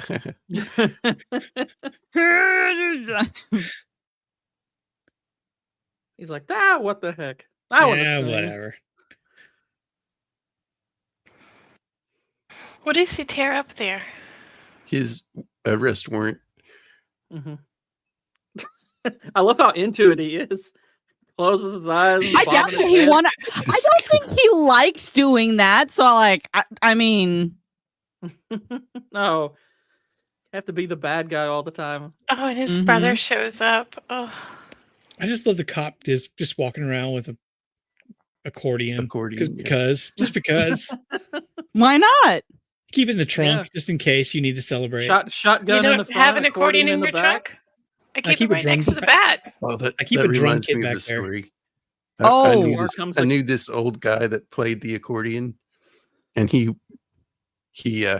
was a prisoner of war during World War II, and he had to Wow. play the accordion for the German officers of the camp.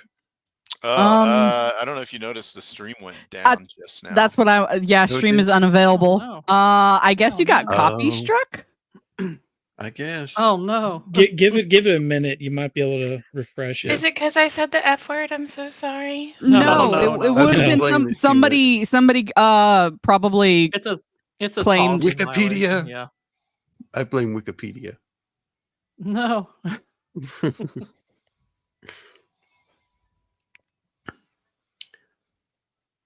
How do I know when it comes back? I think it just kind of starts back up. Okay. I'll refresh it. I keep a stream going and Yeah, me Low too. That's how resolution, I I saw could- yeah, it. that's how I noticed. Yeah. Yeah. Oh yeah, no. I kind Mendo's of getting attacked by her microphone. it's Right. It's fighting back for all the Yeesh. scissor threat. Like Right, Jacob got the probably was it. copyright, she got the strike.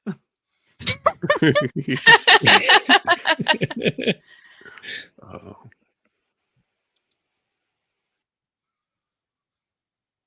Yeah, I kind of hastily threw something together after watching this film, and I thought, you know what, this is a little heavy. I'm not going to mention it. I might just post it on X later, but I don't know. We've gotten into the weeds a little bit, so I might mention it here coming back once we get back online towards the end. Yes. I think it's back. We're back. Yep, Yeah, we're back. We're Okay. back. All right. Yes. Good. And we're back. 3, 4, 5. It was just a commercial break, everyone. It's That was fine. just a commercial. The raccoons decided to have a Christmas party in Jacob's attic. It's fine. Well, Suck it, I raccoons. sent Jacob. Jacob, I sent you a picture of what's haunting you all this time. Oh, you did. See, I saw Yes, that. in the Twitter thing. terrible, terrible monster. Yes, Squeak So yeah, handily fix this. if the chat didn't hear the story about the accordion, I knew this guy that was a POW during World War II and played the accordion for the German officers. Just a little guy too. He was a little guy too. Weird. Wow. I mean, it's not this movie, and I know it was fictionalized, but there's that line from the Alamo when Davy Crockett jumps up and plays a bunch of music, where he says, "It's amazing what a little harmony can do." Yeah. Anyway, moving on. Oh, Clarence. No man is a failure who has friends. Thanks for the wings. Oh, I missed the bell.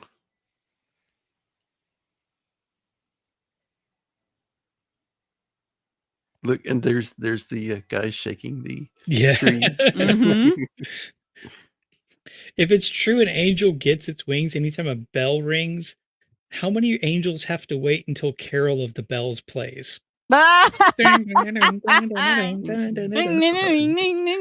that's not always real bells being used. So. Up there, it's like Oprah. It's like, you get a wings, you get your wings, you get your wings. I was just thinking that cash register that dude had. I mean, those old-timey cash registers, man, everybody was getting winged at that point. I mean, that's what he did in the bar when he got kicked out. He went ding, ding, ding, everybody's getting wings. Think of all the angels that get their wings whenever Don't Fear the Reaper plays. Get that cowbell going.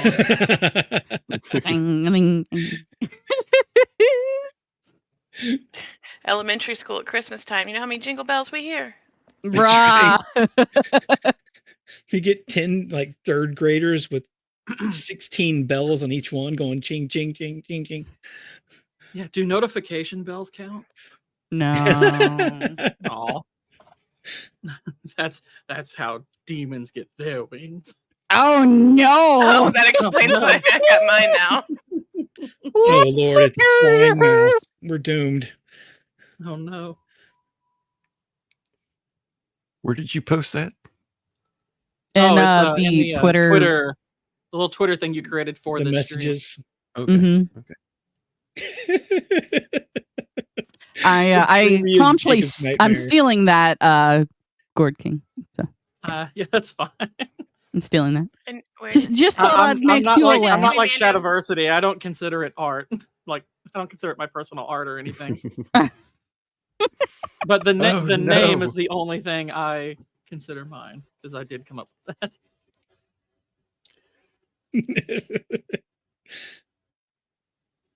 Share screen.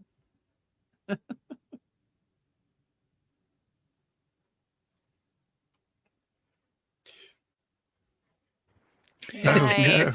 Nice. Anytime Jacob disappears midstream, that is what he is fighting. Yes. Giant. It's a giant one. Mm-hmm. I have to fight off. Night Vex. Later, Vex. Later, Vex. Night Vex. Yeah, that's good. Yeah, have a good one, Vex. The wreck food. So yeah, there's the movie. Great movie. Great movie. Yeah. Classic. Great classic. Thanks, Jacob. Thanks a lot, Jacob. Thanks. You're welcome. You have dehydrated the squeaker. I've kept my water intake up. I need to do it. Good. Squeaker Mouse has recovered. Her cat is still holding her grudge. Oh no, I fed her. She doesn't even remember. Oh, perfect. I'm the same way. I mean, it was an amazing movie. I'm glad I had a friend for support that I could text with wild abandon, and I'm glad I didn't break my television throwing something at Mr. Potter. Yeah. But it was a very wonderful movie. I mean, I know what to expect, and I'm going to watch it again, and it won't be as emotional, but it is a very amazing movie. Thank you so much, and thanks for letting me come on and cry on your channel. You're welcome. You're very welcome. Just for a little movie therapy. Yes. Anybody else's thoughts? Anybody?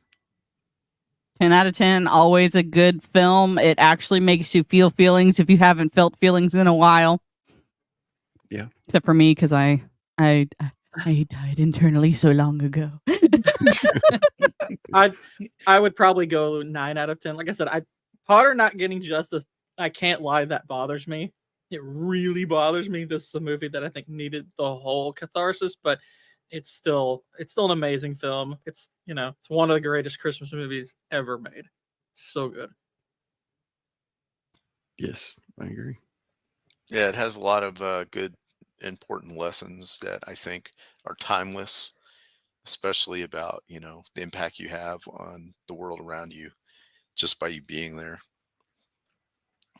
So yeah, something to always think about. Mm-hmm. Or you could just be a cautionary tale, what not to do. Well, I think it shows more than that. Like, it shows the compassion and true human spirit. Like, from the time when he's little and saves his brother to the pharmacist, hugging him and apologizing, all the way up to like him saving the building loan because the people that relied on his dad. Like, it shows not just his importance, but the importance of just human connection. And even with, his the wife going out and asking friends for help and the connection there, like, it wasn't just about him. It was just the human story of how humanity should be. Yeah. Yeah. Yeah, it's also about, it shows the taking responsibility. Like at any one of those points, he could have just been like, nah, I'm going to go do whatever I want to do, instead of taking on that responsibility, even though it was life changing and at some times maybe, soul crushing to do it. But he did it for his family, for his town, for everything except what he wanted. I don't know if I don't know. It seems like in today's society, a lot of people would have maybe gone the other route and just been like, I'm going to do what I want. Well, even in the depth of his despair, like when he was really depressed and said, I'm going to jump off this bridge, he went and saved that dude. Mm-hmm. Yeah, it's Right. amazing that the way to save George Bailey was to put him in a position where he had to save someone else, because he is a selfless person. It's like, as much as he wanted to fulfill his own dreams, he put others before him. Yeah. And this movie is also real life. I mean, not everything that happens to him in this movie will happen to somebody in their life, but I think everybody can see aspects of it in their own life, Yeah. I mean, regardless of, looking at the characters in there, regardless of what we want to do, what we end up having to do, how we end up living our lives, whether it's what we want or what we have settled on or joy that we found in other places. I think one of the greatest fears of people is that we would affect nothing and change nothing throughout our entire lives, that we would be meaningless. And a lot of people chase down, and regardless of the fact that the ending of this story does kind of touch into that, a lot of people chase down status and money. But I think that some of our greatest contributions to the world are not bound up in those numbers, but rather distributed among the people or our friends that we meet, or even those that we just barely interact with for kind of moments at a time. And that's the real impact that we have on the world, is the stuff that we will never know. Right. Yeah. Well, this was a great stream, guys. I'm glad everybody could make it. Glad. Thanks to Squeaka for coming on and Thank you, Squeaky. powering through this movie for the first time. You don't have to thank me. I really appreciate you letting me be here and crying on your stream. Definitely. So yeah, any closing thoughts? Just Well, I probably wanted already to gone add through all of it. to the fact that Gourd was saying that the only way to save him was for him to save someone else. There's a name for it, and when people have anxiety, there's a name for that condition where they lose their anxiety because they're busy helping or saving someone else. Like I said, there's a name for it, but that actually happens. Like I have a fear of crowds, but if I have someone I have to take care of in a crowd, oh my gosh, I'm like the queen. I can navigate. I'm not afraid of anybody. I'll take things like take people out on my way somewhere. Like so there's a name for that too. Like that's a true thing of when you have depression or anxiety, but because someone needs you, you don't have it anymore. Like I said, I don't remember the name of it, but that's a thing. Yeah. Yeah. And too, that can break you out of a depression too. To go do something for other people and get you outside of yourself. It can. Yeah.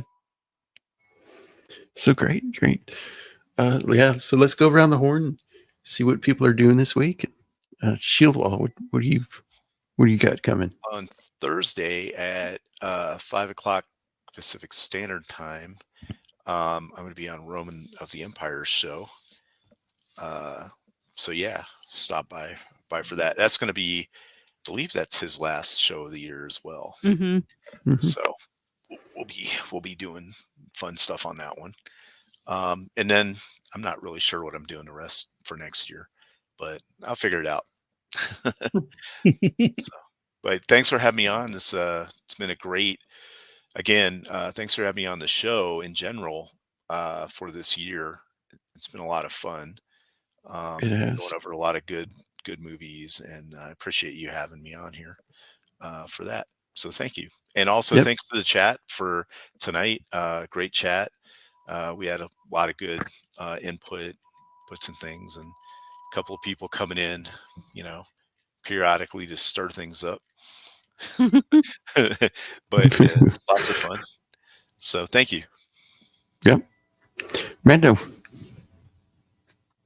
Yeah, thank you for inviting me also onto your streams. Like, this has been fun. I'm excited for the new year and all of the things that come with it. Tomorrow I will be on my Kick and Twitch streams playing a new game called Possessions, and if you decide that you might want the game, I might have a code where you can get it 50% off. It's a thing. It's a possibility. It's part of the thing I was talking about earlier, because I'm working in partnership with the development company, and so please come to my Kick and Twitch channels tomorrow at 7 p.m. Central Standard Time, where I'm playing a new game. So awesome.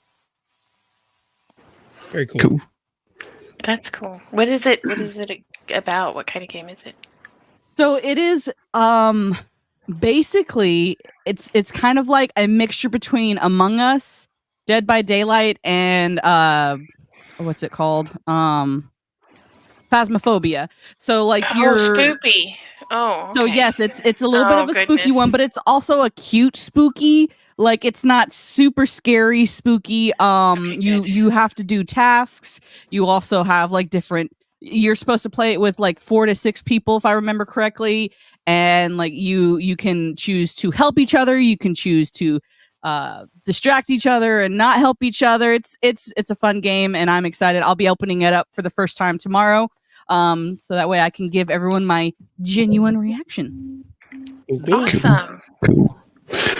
Squeaka, do you have anything you want to? Actually, yeah, I'm doing stuff. Oh, that's right, I'm doing stuff. I have. I'm new to all this. I have a show that I'm doing Thursday. I mean, if Roman lets me on, I'll sneak onto his show before this one. But I have one on Thursday at 7. With Dadman Walking 55. We did a Christmas stream last year, and we're going to do another one this year. We just talk about random stuff. Cool. You know, I'll probably have pictures of lights or whatever. We'll just talk about random Christmassy stuff. So we're going to have that on Thursday. Thursday morning, the missus is doing a build stream with me because we're doing the Van Gogh Starry Night, which is exciting. It's my favorite painting, and I love talking about turbulence and all the science behind his art. And then I think that's it. And then Saturday I'm on the Cotton Connection with Snowdub if he lets me in. out of my cage. That's about it. Like, that's all I do. I just kind of hang around whenever people are unwitting enough to let me on their streams like you are. I cry. But thanks again for having me and letting me hang out with you in your chat. Glad you could come on. And hang out next to Beard. Yes. The man. The legend. Beard, what do you got coming, man? I don't think I've got anything actually confirmed until the second week of January right now. Something coming up with Roman. After the weekend has been taking a break, I don't know exactly when that's going to kick back on. So people can follow me at Beard of Liberty over on X or Twix. And if anything comes up, that's where I'll let y'all know. All right. Nice. Gourd. Hello. Hello. Let's see. Nothing major this week. I might actually try to get attempt a gaming stream this week. I don't know fully the status of my internet for those, but I'm gonna actually try it through StreamYard. I'm gonna be on some streams starting next year. I know I've got one coming up for Cannoli. Roman has one actually on my birthday on the 11th of January, so I might try to be a part of that one too. Yeah, cool. I'll write that down. That's your birthday. Neat. I am finishing up, well, kind of touching up my Rings of Power episode 2 script. I've been really trying to make that the best thing I've done. That's painful. And I might be starting my own live show around, I think, January 2nd. It's a Tuesday. I would be starting it around 5 p.m. Eastern, about 3 hours before you start yours, Jacob. And I'm planning on doing whoever I might be able to get on that show, us doing our top 5 or 10 best movies of 2023. Nice. Is there that many good movies in 2023? It's tough. It's tough to pull them down. There have been. I mean, they don't have to be good. They just have to be I'm hoping to have maybe 4 or more guests. That way we can narrow it to a top 5. Because 10 might be tough. But yeah, it's been long planned for a while. I've just been coming up with topics. It's going to be called The King's Court. But yeah, nice. That's so clever. Can I be a handmaiden? Yeah. Don't take it that way, Beard. I know what you're thinking. Hey, it's a family stream. Just as long as you don't write any tales. I mean, I am a mouse after all. Yes, when Beard braids his beard, it causes a split in time and reality. It causes something. That's all I'm going to say. Reality back. There we go. And through this tear comes Rakuthulu. Rakuthulu. T-shirt idea right there. That would be a freaking awesome T-shirt. Yes. Well, I need a mouse Thulu. Can you make mouse Thulu? I bet I could. Well, like I said, this was the last stream of 2023. So, and looking forward to 2024. Got some exciting things coming in January. And Mando, would you like to tell about one of the things coming? Yes. So Jacob and I have been working on a project, and I'm still like throwing all of the different ideas in my brain around and stuff. But Jacob and I are going to be working on a comic strip in regards to his raccoons and what they get up to and all of the things and stuff and such. Jacob's going to do the art, and I'm going to somehow come up with the stories. It's going to be Peanut comic strip style. So, yeah. I'm so on board for this. Yes. That's also why, Gourd, when you posted that picture, I'm like, I'm going to steal that because I will use that for my ideas. Oh my. Okay, so I just did a little bit of AI art for a mouse Cthulhu. I'm not gonna lie, it's kind of terrifying. Yes! Like It's Oh kind my of adorable, God. terrifying, but let's just say the face favors Jared. Cthulhu way more than a mouse. It's more like Cthulhu. It's more like Cthulhu in Mickey Mouse ears. It's kind of a maze. I'm not even sure which one's best. Post Oh it. my I'll share. God. I'll share it on stream. I'm putting it on now. I might just share all of them because it gave me 4. Oh my. Hold on. But yeah, so be on the lookout for that. We're excited, and I'm gonna be making sure to buckle down. Oh my God, I just saw the picture. Oh my God, it's amazing. I love it. I don't know how to feel about it. What is up with the ears? That's I basically. want to see it. I want to see it. I want to see it. It's He went to basically her. Disneyland and had a really Sharing good it, time. sharing it. Oh, I am also going to steal these ideas just to. It's sitting on a block of cheese. Oh, That's what I look great. like when I wake up in the morning. Wow. Do you sleep on wow. a giant block of cheese? You bet I do. In the cheese, on the cheese. Sweet Jesus. Well, No, Gourd, you didn't. that's intense. Oh boy. Oh man. The last That's one, great. the last one is the closest one to having a cute face. That one's actually kind of funny. I like that one. It's even got Oh, there's cheese on the more. wing. There's more. What happened to Beard? What happened to Beard? Uh-oh, what happened? Did I kick I you just off? met Did I didn't do kick the it. wrong person off? that last one. Oh my God. What the heck is even I want to see it. Yeah, hang on. I'm pulling it up. I prefer the others. Breeze. I prefer You the can do others. it, Oh my Beard. goodness. Oh, in, out. I'm kind of terrified. To be quite honest, it's quite terrifying. Give me a moment here. I'm pulling them You're up gonna so I can make it, share them. Beard. There's You an know, easy. okay. I need some oxygen tanks. Blink twice if you need help.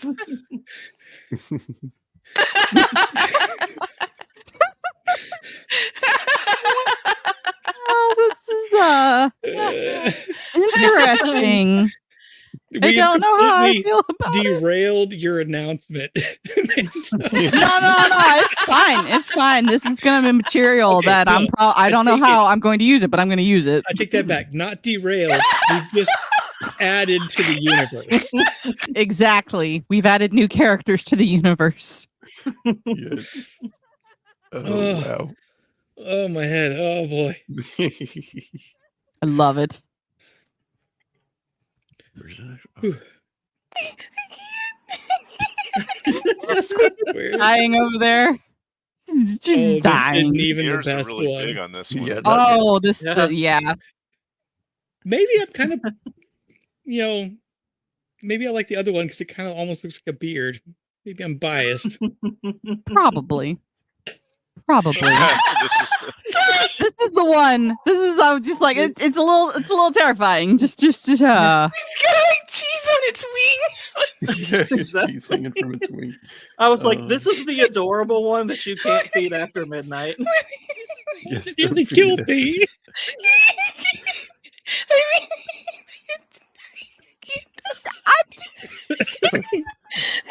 I can't stop laughing. Oh, I don't know. It's just You know, Jacob, if this movie has taught us anything, is that if I didn't exist, these streams just wouldn't be as great. They might not exactly even exist. 100%. 100%. Wow. I just, it's perfection, yo. It is. I know. There's just nothing better. I've always wanted a beard, and now I've got a testicle beard. It's the best of both worlds. I just want to take the Davy Jones line and It's make got it a higher fucking pitch, knife. and it's like 100 souls, 3 days.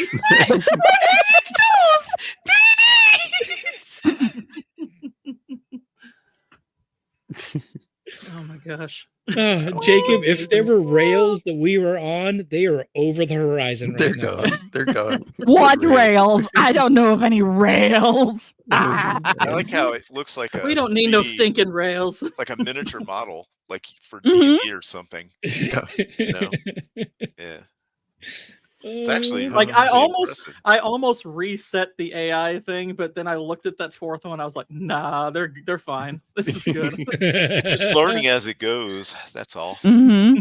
It'll become self-aware in 24 hours and 30 minutes if you let it run. Exactly. Yay.